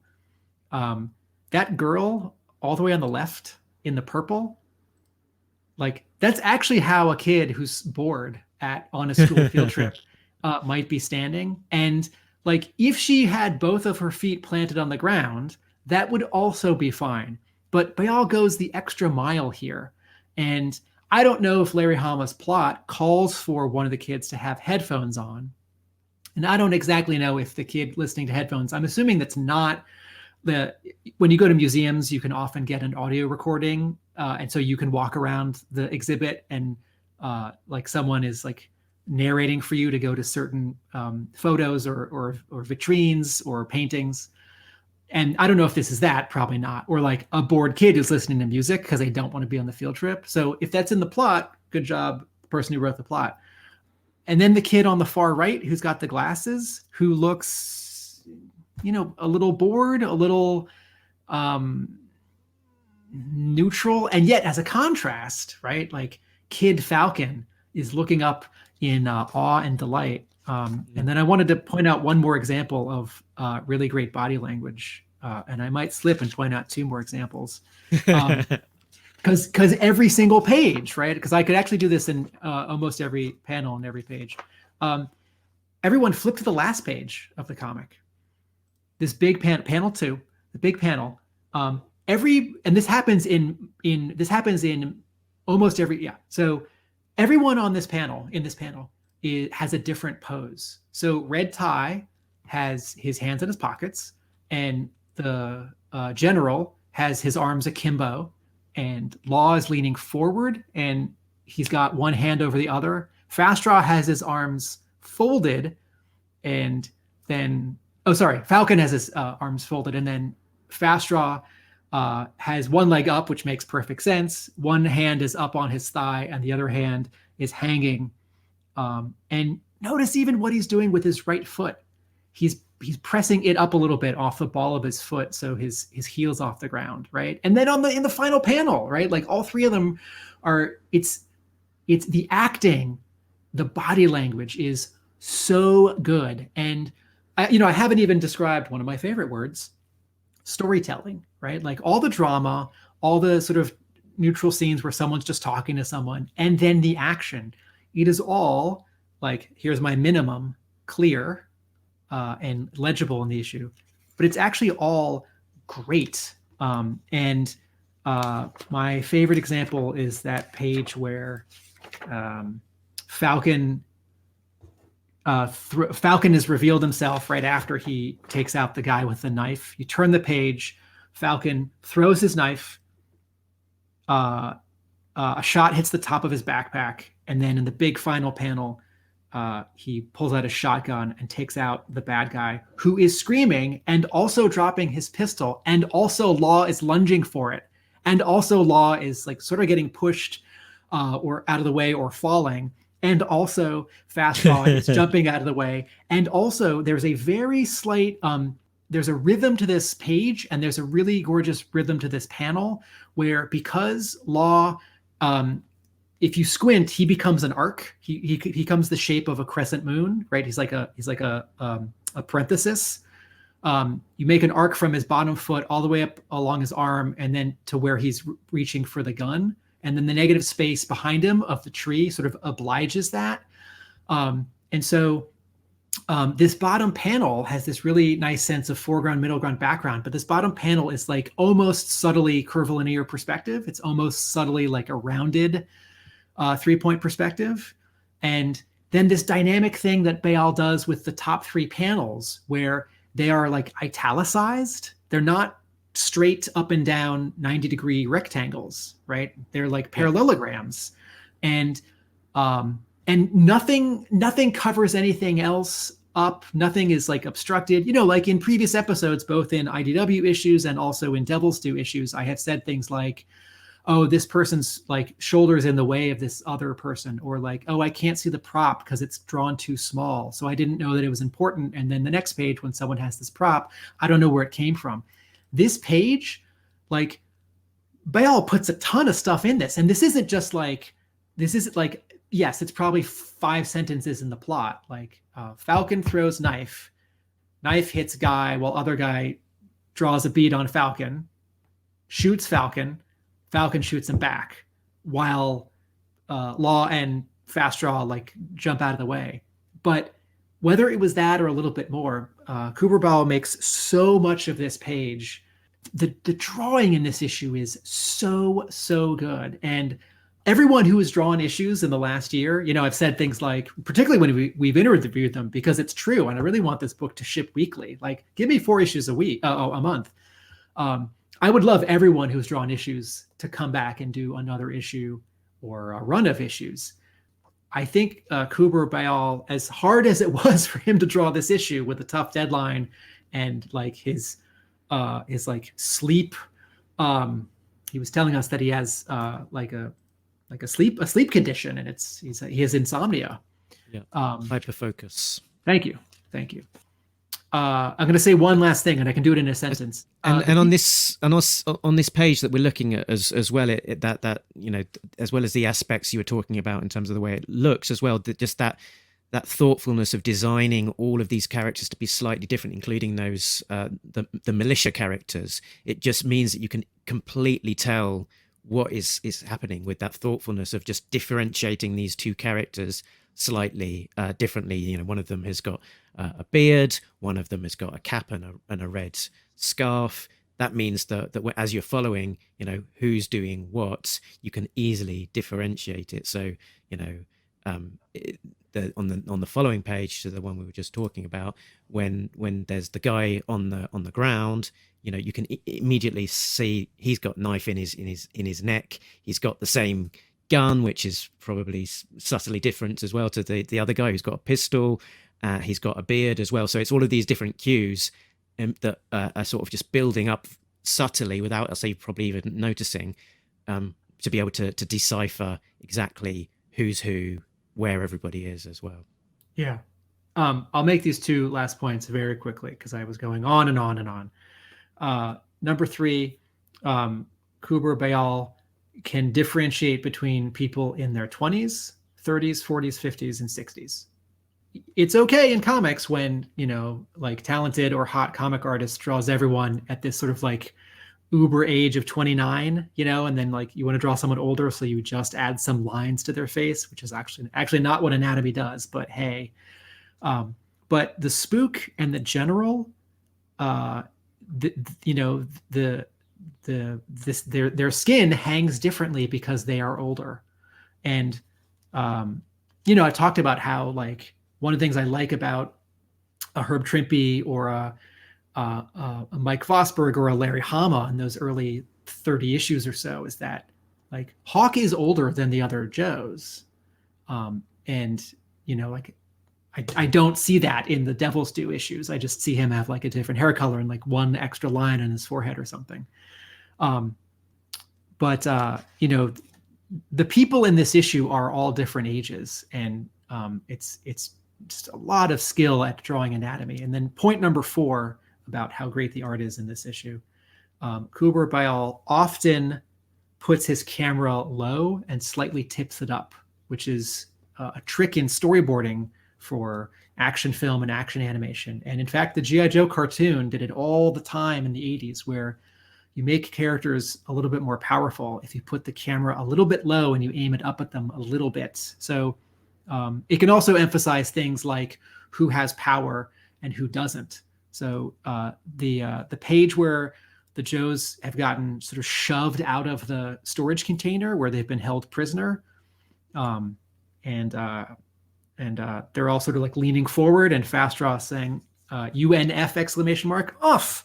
And then one of the bad guys says, Sergeant Drevik, take the prisoners out into the woods, shoot them and bury them. The camera here is at like 3 feet and it's looking up a bit. This happens over, take them down, growl.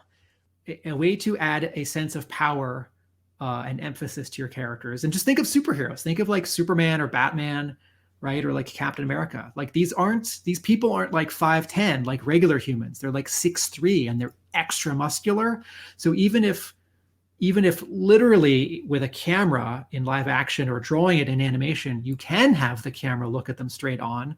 What if you pull the camera down a few inches and tip it up at them a little bit, which mimics the experience of the rest of us regular people seeing them? And so for action sequences, or for making like a Joe character more heroic, or a villain in this issue more menacing, and sometimes it's just about the dynamism of a page. It's not always about sort of physical power. This issue is really well drawn, and I would love Kubra Bayal to come back and to do another issue or a run of issues. He is very good for G.I. Joe, and I will admit, when I saw his name in a catalog ahead of time, and in the previous issue, I was like, who's this guy? That's not a name that I recognize. I don't know how I feel about a guy who hasn't drawn G.I. Joe before drawing G.I. Joe.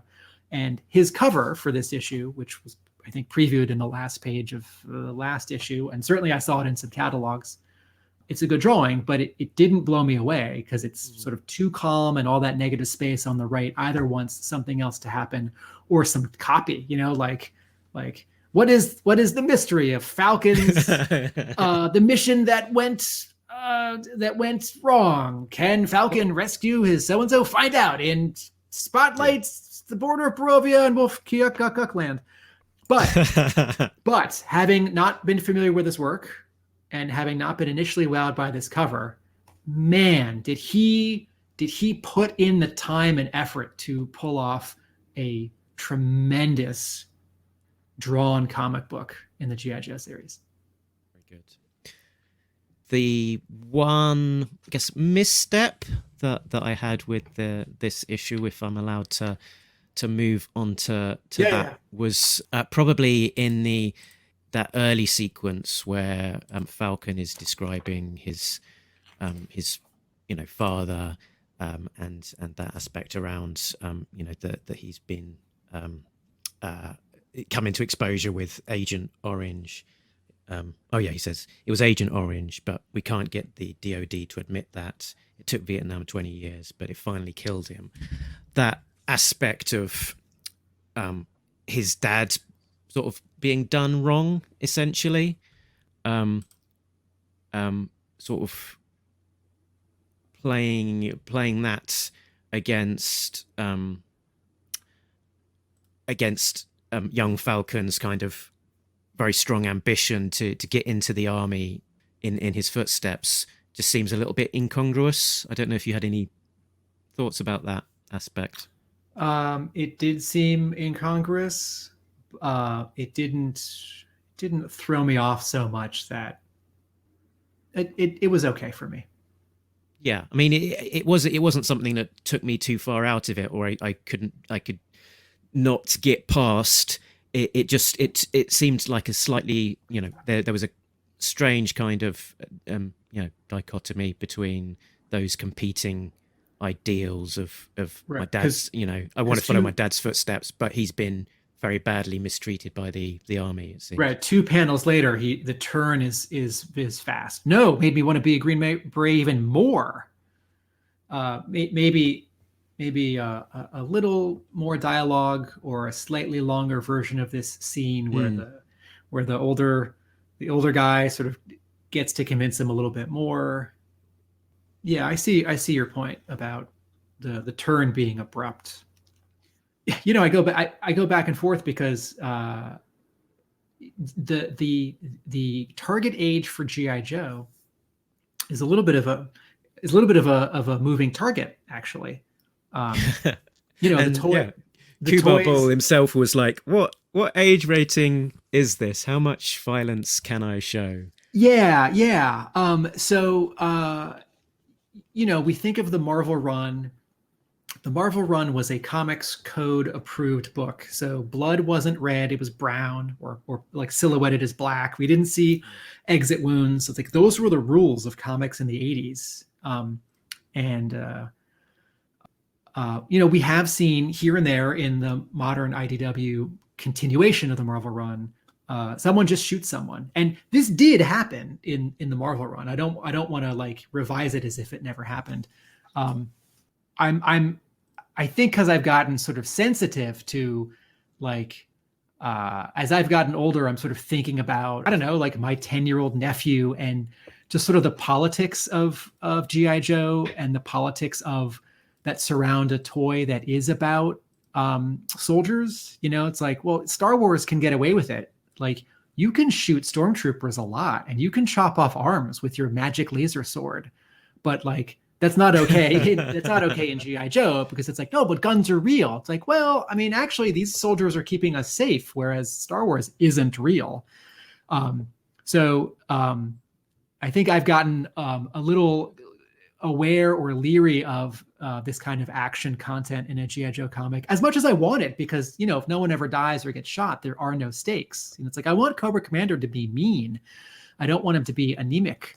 So I'm really struck when in a G.I. Joe comic, someone does just shoot someone, but it's a bad guy, and like this is based on actual conflicts that have happened in Europe in the last couple of decades. So it's not cheap. And similarly, a few pages later, when Falcon gets a knife in one of the bad guys, and then Fast Draw gets to hit someone else in the face with a a shovel. It's like, no, that I enjoy that feeling, because this bad guy just made Fast Draw dig his own grave with that shovel. So the Joe should get some justice.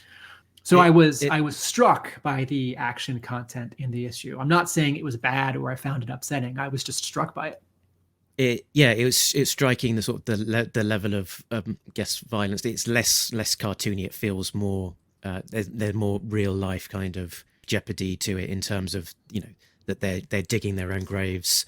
That's pretty horrific concept. And poor Barkdale gets shot in the back of the head, and it feels like we see slightly more violence on panel than is actually shown, because we're our imaginations are filling in some of the gaps.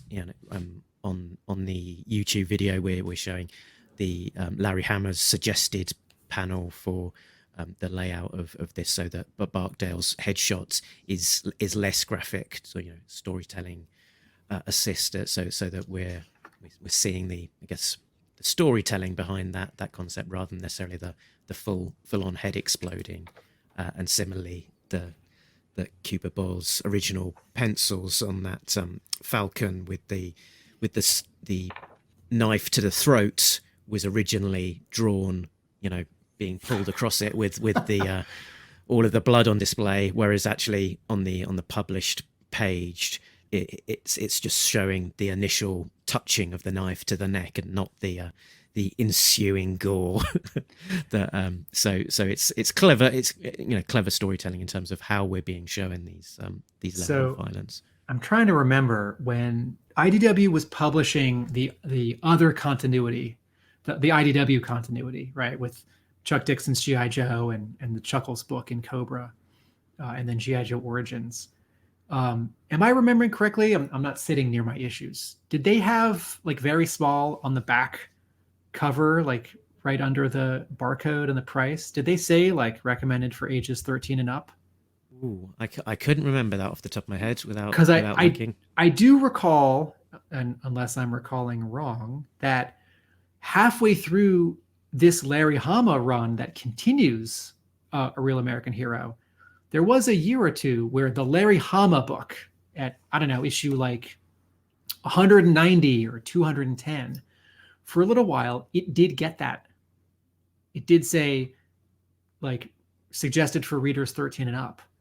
And I remember being really irked at that, because the Larry Hama G.I. Joe book, didn't seem vicious compared to the Marvel issues. I think as coloring in comics has gotten more realistic, if you sort of are painting all of the colors of someone's complexion and their clothing and the sky, as opposed to comics in the 80s, it's light blue, medium blue, light green, and then the whole background's just going to be yellow. I do think that modern coloring can add some intensity without sort of trying to add intensity, just trying to add realism. But this also happens. I think this also happened on the regular IDW Teenage Mutant Ninja Turtles book, the one that's now up to about issue 125, where it's not the book that's based on the cartoon that's running, or the previous book that was based on the previous cartoon that was running. It's the one that's aimed, like this G.I. Joe comic, more for older fans. But I don't think that anything about this G.I. Joe book precludes it from being for...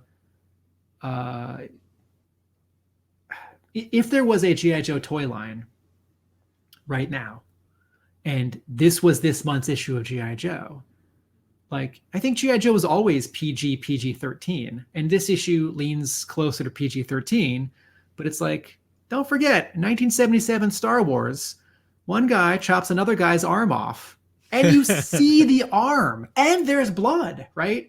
And an entire planet gets obliterated. Now, it's all about tone and how it's played, because there isn't a shot on the planet of like 100 people screaming in agony as they're like incinerated. But it's like, this moment where Falcon is taking his knife to this bad guy, and Falcon's not saying anything, and his eyes are in shadow, right? So it's a, I don't want to say vicious, but it is an intense moment. He's a little bit less of a person. He's a little bit more of a killing machine, but that's the mission. He's like supposed to take out this bad guy. So, I'm always sort of like cautious or anxious when the specter of G.I. Joe, like not being for kids or not being for everyone, like takes over, because it's like, well, it is an action story, and like kids do play soldier, and these are good guys taking out bad guys, like, anyway, I guess talk about how great the art is again. And one of the striking things about, as we're talking about the violence, is the panel where Law is quadruple tapping Sergeant Drevik to make sure that he stays down for the counts, which it's sort of done in sort of silhouette to a degree, so we're not seeing the full gore, but it's still a very striking panel, but also striking, and he's lying there with the knife still in his throat as well. But it's also striking from the point is he's quadruple tapping him, but I think he needs to, because 3 of those shots are missing him. Well, no, 2 of the shots are missing him. So I don't know if it qualifies as a quadruple tap if only one of the bullets actually lands. I also had a little question on that panel when I got to that panel.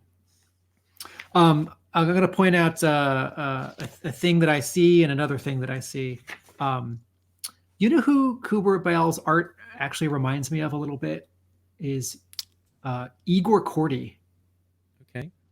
Igor Kordy is, I think, Croatian, and in American comics is best known as the 3rd artist on Grant Morrison's New X-Men. So around 2001, 2002, Frank Quitely and Grant Morrison take over X-Men, makes a big splash. Immediately, Frank Quitely can't keep up with the monthly deadline. And so the editor gets Ethan Van Sciver, who is also very slow. And so they hire another artist. And Igor Kordy, unfortunately, this is one of these cases, you've heard about this in X-Men. It's one of these cases where like he drew an issue and they're like, oh, by the way, can you also draw the issue before the issue you just drew? Because we're that much having a deadline trouble. Igor Kordy's art, at the same time, he was also drawing Cable, which got relaunched as Soldier X. Yep. And that book, very much, if you like squint and take out the fact that the main guy's eye glows and his arm is like silver. Actually, that doesn't seem too far away from G.I. Joe. That book, Igor Kordy's work on Cable and Soldier X, feels a lot like G.I. Joe, and there's a fleshiness to how he draws faces, and he's got a really lovely inking technique that is not like pretty or slick. It's not like the John Royal Falcon cover that we see on this issue. It's much more like these like different faces that Kubert Bayal is drawing in this issue, where someone's nose is a little taller, someone's eyes are a little squintier, someone's cheekbones are a little higher, someone's eyebrows are a little bushier. And Kordy, did a bunch of other stuff. He did some issues of Extreme X-Men, and he did some Tarzan crossovers with Dark Horse. I think he did Batman Tarzan, I think. But he's someone from like 20 years ago who sort of at the time I was like, man, I wish this guy would draw G.I. Joe somehow magically. And I'm seeing a little bit of that here. I don't think there's any connection necessarily, but and then the other comment that I want to make is there's a sound effect. It's on page 17. It's the final panel where it's right after Falcon is shot, and it's the final panel where he's now falling into the swamp, and Fastraw says, "I nailed the PKM gunner," and there's a great sound effect, sploot, of Falcon hitting the water. God, the pose of Falcon hitting the water. That's great. Just the perfect amount of weight, perfect amount of gravity. He's really falling there, but he looks heavy, you know, that's a 200-pound man. And this happens every so often. I think letterers pick the colors for lettering sound effects. I think that's done at that stage, and it's not the color artist who colors sound effects. So Neil Uetake has picked this sort of like dark gray, and then the outlines on the letters are too thick. And so the S and the P are really hard to read, and it almost becomes invisible. It almost just looks like sort of more lines in the swamp water, like inking lines, texture. But that's the sound effect. That's the sound of Falcon hitting the water, sploot, and it's awesome. But it is an artistic or technical error that I can't see it better, and that makes me a little sad. Yeah, I was pausing because it took me this long to actually find the thing, because it was so, let's say, subtle. I read my comics with, I'm like 2 inches from my nose, and I read comics frowning. So I read comics frowning. It's let's put that on a business card. Some of my other points that I'd observed were it's just cool to see Fast Straw armored without all his gear. It's as we talked with Cuba Boyle, he put some thought into that, and pulled it off. You can immediately figure out who it's supposed to be, without his all of his normal kind of fully fleshed out toy accurate outfit, and it from storytelling purposes makes absolute sense, and it looks cool. Yeah, it's I always want to see Joes like with their proper gear. It's like I don't want to see them in civilian clothes, or I don't want to see like Gung Ho should be wearing like a white coat in the Arctic, but I also just want to see Gung Ho in his like normal costume. So if you said to me like, oh, half this issue is going to have Fast Draw without his helmet and without his missile launcher, and he's not going to use this missile launcher, I'd say, oh, but that's what he's for. That's so cool. But since we sort of back into seeing Fast Draw, like, oh wait, that's Fast Draw. Like, oh yeah, it makes sense. He doesn't have his gear because he's a prisoner. That is very cool. And my another thought that I had sort of just reading this was how it's sort of continuing a trend of slightly looking back into the history of G.I. Joe and having that influence the present day stories. So as I'm thinking of the likes of, so we've got this parallel, this is basically a prologue into issue 60. And recently we've seen Sarawak Sally from the early days of special missions. We've had a return to Cobra Island, which hasn't been seen at all during the IDW run. There's probably other instances of looking back, and it's sort of just continuing that kind of trend of it feels like the book is now and it's got momentum, but it's also being informed by what's come before. And I doubt anyone would have said, yes, give me that prologue to issue 60 at this point in time, but we've got it, and it absolutely works. Yeah, I wonder about Larry Hama's thought process if he like pulls a soft cover of classic G.I. Joe volume, I guess 6, off his shelf, and he flips through it and he says like, oh yeah, I remember that character that I introduced. What can I make of this? Or if Tom Waltz, has it back and forth with him and says, hey, how about a flashback about one of these 3 guys? Or if, like Hama has, based all of these characters off of people he knows, and people come and go in your life. So, maybe in 1988 when issue 60 came out, Hama based the Spook and the General off of 2 people he knew. And maybe in the last year, 1 or 2 of those people like cycled back into or out of Hama's life. And he thought, oh yeah, that's the Spook and the General. Like, let me see what I can do with that. And I do think that in a general sense, that these flashbacks offer a kind of, I don't want to say safety, but there's a little less risk. Well, I don't like that word either. characters haven't died yet, and you can create something new out of this more established status quo, and all the new stuff. It's a lot harder to write like an issue, 295 that takes place after 294 other issues of stuff, because you and the editor and the assistant and the research specialist have to some extent remember everything that has happened, so you don't like repeat anything, much less contradict something. And if you just like, well, Falcon's not a character that we've done much with, let me do something with Falcon, like, it's a little, again, I don't want to say safer or easier, but maybe less fraught. It's like, well, it's how Falcon joined the team.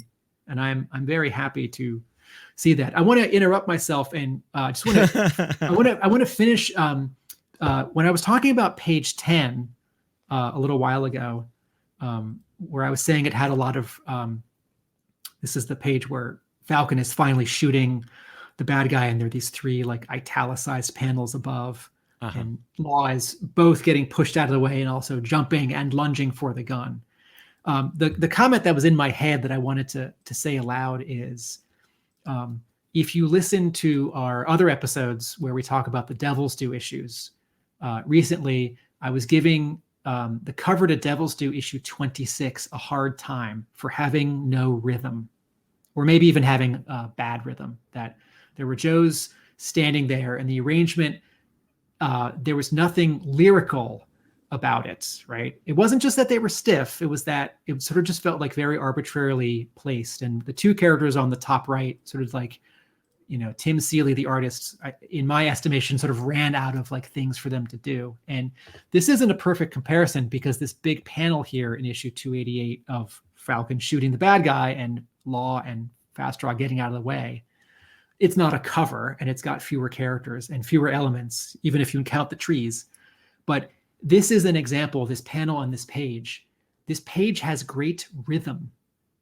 The placement of elements, it's like if you were to take all the characters and black them out, if you were to take all the characters and all the trees and black them out, where there's negative space, where there's positive space, how this page leads your eye across it, it's really pretty and it's really satisfying. And that's maybe the point I was trying to make with that issue to cover to issue 26. But back to issue 288.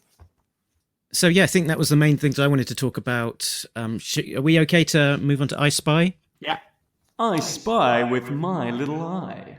Okay, so my first I Spy was the page where Falcon reveals his vehicle, and it's based on the real-world Argo ATV, which in G.I. Joe sort of lexicon informs the adventure team vehicle. So it's kind of a nice kind of look back to G.I. Joe history, and I guess the real world vehicles that inspired the G.I. Joe toys of the time. But you're not saying it's the adventure team vehicle in this issue. You're saying there's a I'm saying you'd look at it. Yeah, you'd look at it, and you look at it, and as a G.I. Joe fan, you'd think, oh, that's the adventure team vehicle, but it's actually the real world Argo ATV, which is the vehicle that inspired the adventure team vehicle. My I Spy is that after our Law Spotlight issue, where we noted that Law had a new name, which connected him more concretely to the Hasbro employee after whom the action figure was likened. Law in this issue is back to his actual name as designated in his toy file card.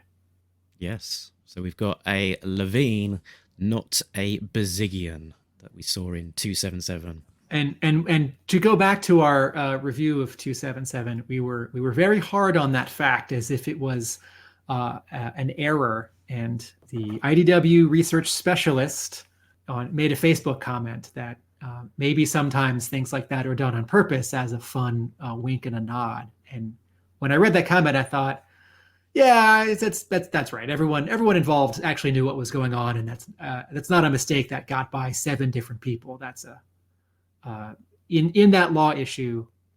saying that law's name in the issue was Bozigian, was a wink and a nod, and not a mistake.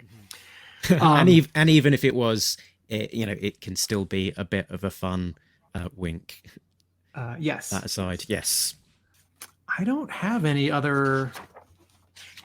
No, I think I've covered all of mine. I did have a. It's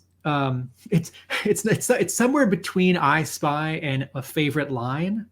Because it's a visual. It's not something that anyone says. But I think my favorite thing that I see in this issue, actually, I mean, besides all these great faces and all that all over again, is Fast Draw's red gloves.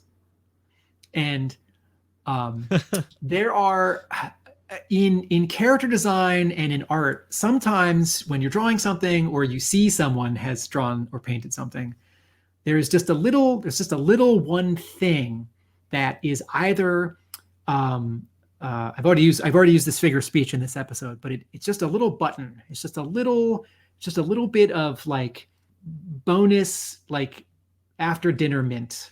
And for example, actually, on the cover to this issue, on John Royal's cover where Falcon is running, the thing that like the fun little thing about that cover is the insignia on Falcon's beret, right? It's just a small little detail.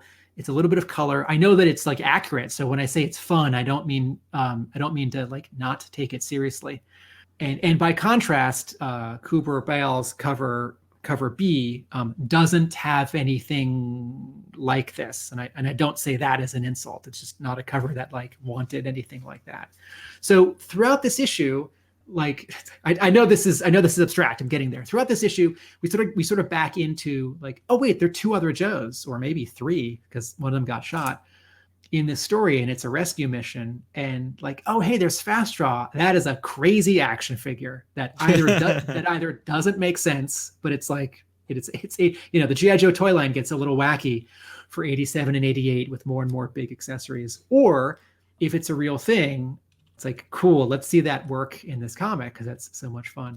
But then you look at his actual color choices for the action figure, and it's like, there's a lot, there's blue and there's green and there's gray and there's red.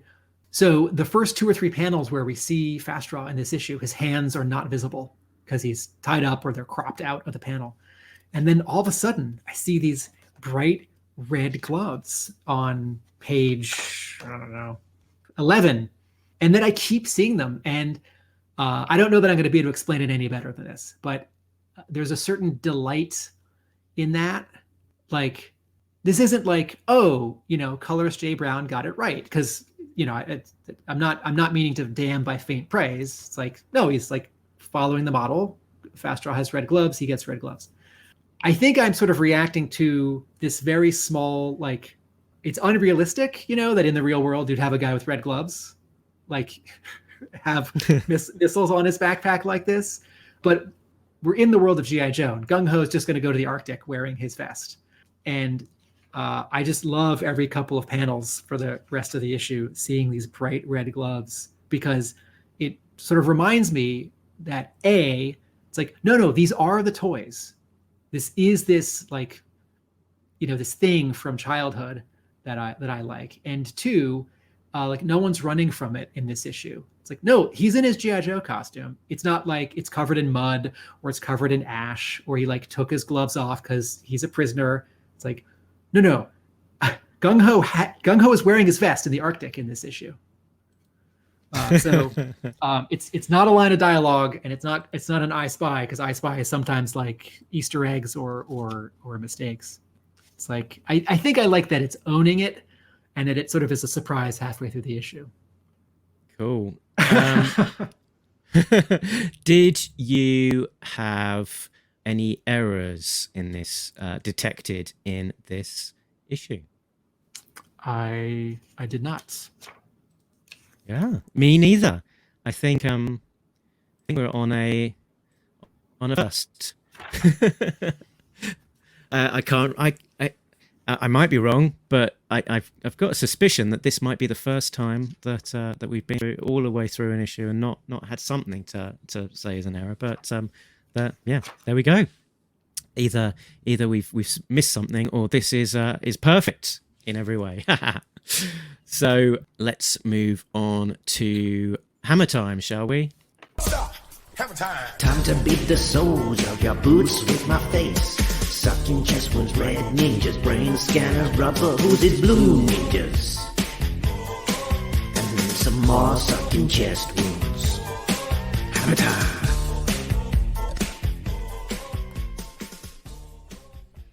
There we go. So, hammerisms that I detected this time. We've got some, I guess, very specific weaponry, machinery. Between all the different characters, the rockets, the type of weapons that the militia's using, the shotgun that Falcon's got, all of these kind of things. The helicopter. So that's very Larry, but I won't dwell on that. The specific hammerism that I really wanted to call out and pay attention to was the dog having the last line of dialogue for the issue. So we had. Would you like to perform that line of dialogue? Let me see. So Order. What sort of accent would Order have? Where do we think he's come from? Possibly, he's a German. What's the other name for Alsatian? He's a German Shepherd. German Shepherd, isn't he? So possibly slightly German. You're giving this a lot of thought. Wolf. and well paid off, all that thought.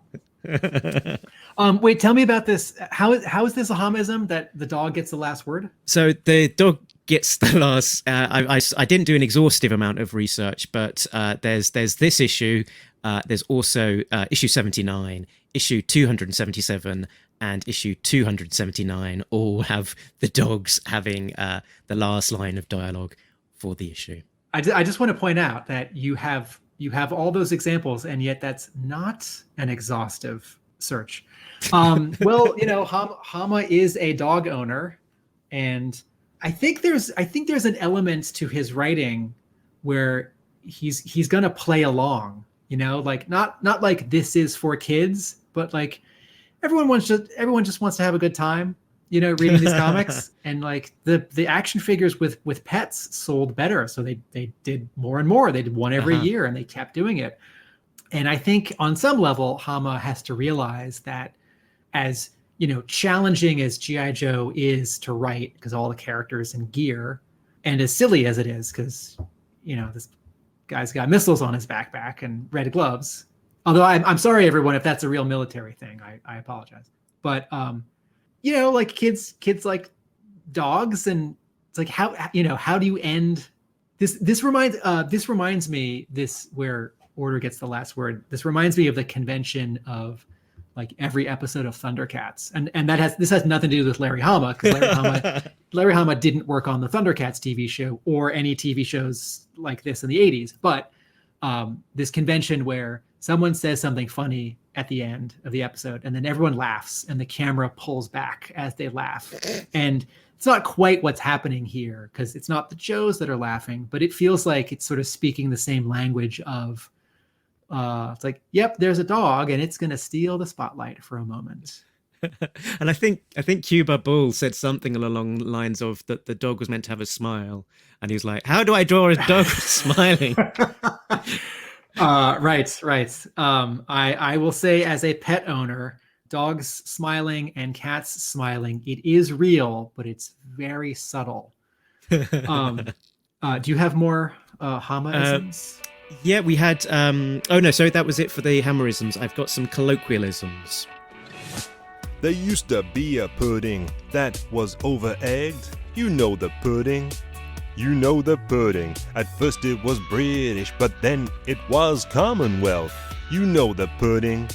You know the pudding. But now there's a new player in town, a comic book writer of of some renown. He's using real-world examples and peppering the issues with lots of samples.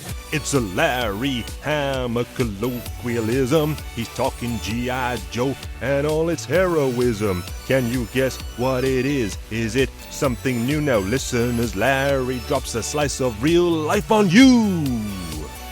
Carson came up with a great one earlier. He talked about starting with as a butter bar rather than a PFC. So butter bar sort of being the bar that on the uniform that you would have to denote the rank, following the entering the ROTC program and not going in as a PFC. So ROTC, the Reserve Officers Training Corps, is a group of college and university-based officer training programs for training commissioned officers of the United States Armed Forces.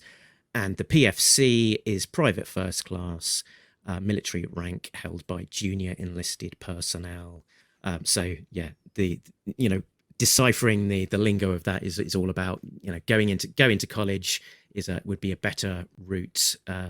Start off higher up in the ranks rather than going in right at the very bottom. I have a comment about the letters page for this issue. Oh. And this happened in a previous issue where someone important in the world of G.I. Joe had died, and so instead of letters for the issue, there was a memorial. And here, Tom Waltz really wants to alert Joe fans to this new miniseries for G.I. Joe that's in the world of the animated series from the 80s. And so instead of 1 or 2 letters in this letters page, there are 4 images hyping this upcoming miniseries, G.I. Joe Saturday Morning Adventures. And if Tom Waltz, if he can get more eyeballs on this series, which looks really fun and great, and I'm all for, and I can't wait to do an episode with you and maybe Jay about it in the future, Tom Waltz totally can and should. And also, because letters pages are always the last things to get assembled for comics before they're sent off to the printer. If Tom Waltz or Megan Brown are behind schedule and it's like, let's just run something and we don't have to find a letter and get Larry to answer it, that's totally fine. But the letters page in the G.I. Joe comic is really important because it's the capstone to this 40-year dialogue that we, the fans and readers, have with Hama. The previous 20 or 22 pages are his, creativity and the artists. And then the letters page, even if it's just 2 kids in the 80s writing in saying, Scarlet's my favorite character, have Scarlet in more issues, or, whatever. It's I don't understand why Cobra Commander died in the cartoon. It's well, we don't really work on the cartoon. This is the comic. Thanks for writing, kid. Particularly since sales of this comic are not as high as they used to be in the 80s, and there isn't a robust IDW discussion board where Postbox the Pit has an online version that people chime in, and then the editors or the writer also chime in. These letters are really important to me, and now another issue without a letter and a response is a little bit of a bummer, particularly since the following 3, 4, 5, 6, 7 pages are ads. And so it's Tom Waltz, if you need a break or you really need to promote this book, definitely do that. But I would have rathered 1 or 2 letters, and in a month, the next page or the inside back cover are going to be that cover of Cobra Commander in the animation mode holding Aladdin's lamp. So a little disappointed by that. Also, it's just hilarious because I turn the page and it's oh, I don't get letters. Well, that's a cool image. And then I look on the opposing page, which is an ad for the Rob Liefeld Snake Eyes Dead Game collection. And I never talked about this. Maybe I will in my blog upcoming. But the final issue of that miniseries was bananas. But the tagline at the bottom of this ad is, "How long can Snake Eyes keep his secret past buried?" And you all know my thoughts on this miniseries from my very, very long blog post on the first issue. But I don't remember there being much in the way in this miniseries of Snake Eyes being worried about his past staying buried. But anyway, I am very excited about G.I. Joe Saturday Morning Adventures. It's fun that it sort of has a quote pilot in a regular Larry Hama issue of G.I. Joe. Yeah, because of course Dan Schoening, who we spoke to when it came out, sort of unveiled that animation-esque art style on the Untold Tales issue, the Snow Mission that was in the pages of the regular book. My final comment on this issue will sound a bit like a repeat, so I'll keep it short. Or do you want to wrap it up in your yo-joage? Yeah. Together? So, I have strong feelings about the coloring in the ongoing G.I. Joe monthly series, and I think the more spotted blacks in the art, we both in this issue and in the previous issue, I think the better Jay Brown's coloring works for the book, because I find some of the gradients and some of the patterns to be too busy. And my sort of example here is the pages where the Joes and these bad guys are out in the woods, and there are trees behind them, and Jay Brown uses sort of a busy pattern of like a base green with some like highlights of more of a yellow green on top of them for his pattern for how to color trees. And I think that can work when the artists sort of don't draw trees. They just draw like an outline, although I don't love it. But Kubra Bayal here is actually describing trees, the shape of trees with his inking. I'm actually thinking of maybe the page where the Joes are running to the ATV, the reveal of the ATV. That might be a good one, where the three Joes are running to the ATV that's in the foreground. Based on the coloring of that panel, all of the background foliage is like the most important thing in the panel, because it's quite busy. And I would just treat that as like one uniform sort of dull or medium green, and let the Joes pop from it. And this kind of thing happens a lot in this issue, where background's a little busier than I would like. This really gorgeous panel of Falcon on page 3, the silent panel, the wordless panel, where young Falcon in the flashback is looking at the info chart about the Green Berets, and he's reacting to this advice he just got from the older guy. In the panel, the background color is the same color as Falcon's complexion, which is not the choice I would make. Anyway, so I would always like a different approach to color in this book, but I think the art is so strong in this issue. The colors worked pretty well in this issue. Good story, not as complex as we have seen, not as many moving parts as you said at the beginning. Wonderful to check in with some characters we haven't seen in a while. A mission that we didn't know about, tying it in with a previous issue. Extraordinary drawing, acting, layout, action, technique, poses, anatomy. Issue looks great. 8. Wow. That's about as high as you've gone. Have we had an 8 before, do you think? I think we might have had a 1 or 2. But yeah, a big stamp of approval, given that the paper stock has not changed. So well done. Yeah, I think I'd echo all of that. It looks great. Cuba Bowl was a great match for the book, and like you, I didn't really know his work beforehand, so was a little bit nervous. But great art, and very thoughtful storytelling and execution. Great story from Larry. It's a flashback that I didn't know I wanted to see, but now that I read it, it's a great story, and wasn't one I knew I wanted until I was given it to me. But I think the only slight distractions, and I like to see momentum with the G.I. Joe story. I like to see the ongoing world building and so on. So always a little bit frustrated when we're looking back to the past that the ongoing story is sort of put to the side, particularly as we only get one issue a month. So that would be one of my little niggles, but that's only minor. Hopefully hopefully some of the seeds that are planted in this issue might be followed up at some point. So maybe we might see more from the mysterious spook in general, or something along those lines. Maybe we'll find out a little bit more, and some of the things that have been planted here are not isolated to this one issue. So never know. I think I can't let you. I can't score under you, Tim, given our normal our normal calibration of scores. So I think I'm forced into a situation where I probably have to give this a 9. I mean, if you really only think it's an 8 or an 8.5, that's what. Yeah, so maybe an 8.5, but or pushing towards a 9.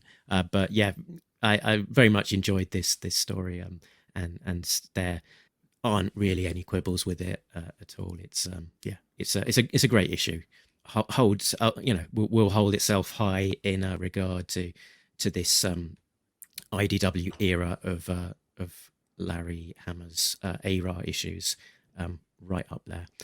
Excellent. So I think we are that is it for discussing that issue, really. So next time between our previous episode where we discussed this issue and then the first half of this episode where we discussed it with someone else, I feel like we have well covered it. Yeah, that issue that you probably took a quarter of an hour to read, we've been talking about it for 4 hours, so it's not too bad. The next time on Talking Joe, we will be talking about the next issue 289, which is a Helix and Dawn issue. And over on our Devil's Juice show, we are continuing to shine a spotlight back into the deepest depths of history in 2004 when the Devil's Due series was coming out. We're back on the main series with issue 26, and we'll continue on through that run. So join us over for that. You can find us in the usual places. talkingjoe.co.uk is the website that has all of those places. We've also got a Facebook group, a Twitter handle, a Instagram page, and all of that good stuff. We're on Patreon, where the likes of Richard, Sam, Jay, Bill, Christopher, and Justin are all getting early access to episodes, as well as some exclusive content. Tim, where can people find you? My comic book store is Hub Comics in Somerville, Massachusetts. And I promise I will get back to my blog. I know it's been a while. realamericanbook.com. And I think I will shout the praises of your store from over here. Probably one of the best G.I. Joe back issue departments of any comic book store over on the east side of that place they call America. So if you're not too far away from Somerville and you're looking to fill in some gaps in your G.I. Joe collection, then it might well be worth the trek across to Hub Comics. Cool. So I think that is us done. But remember, nobody bits Talking Joe, a real American podcast. With a guy from America, a guy who was in his car talking to us from some lay-by, and also me in England. Laters.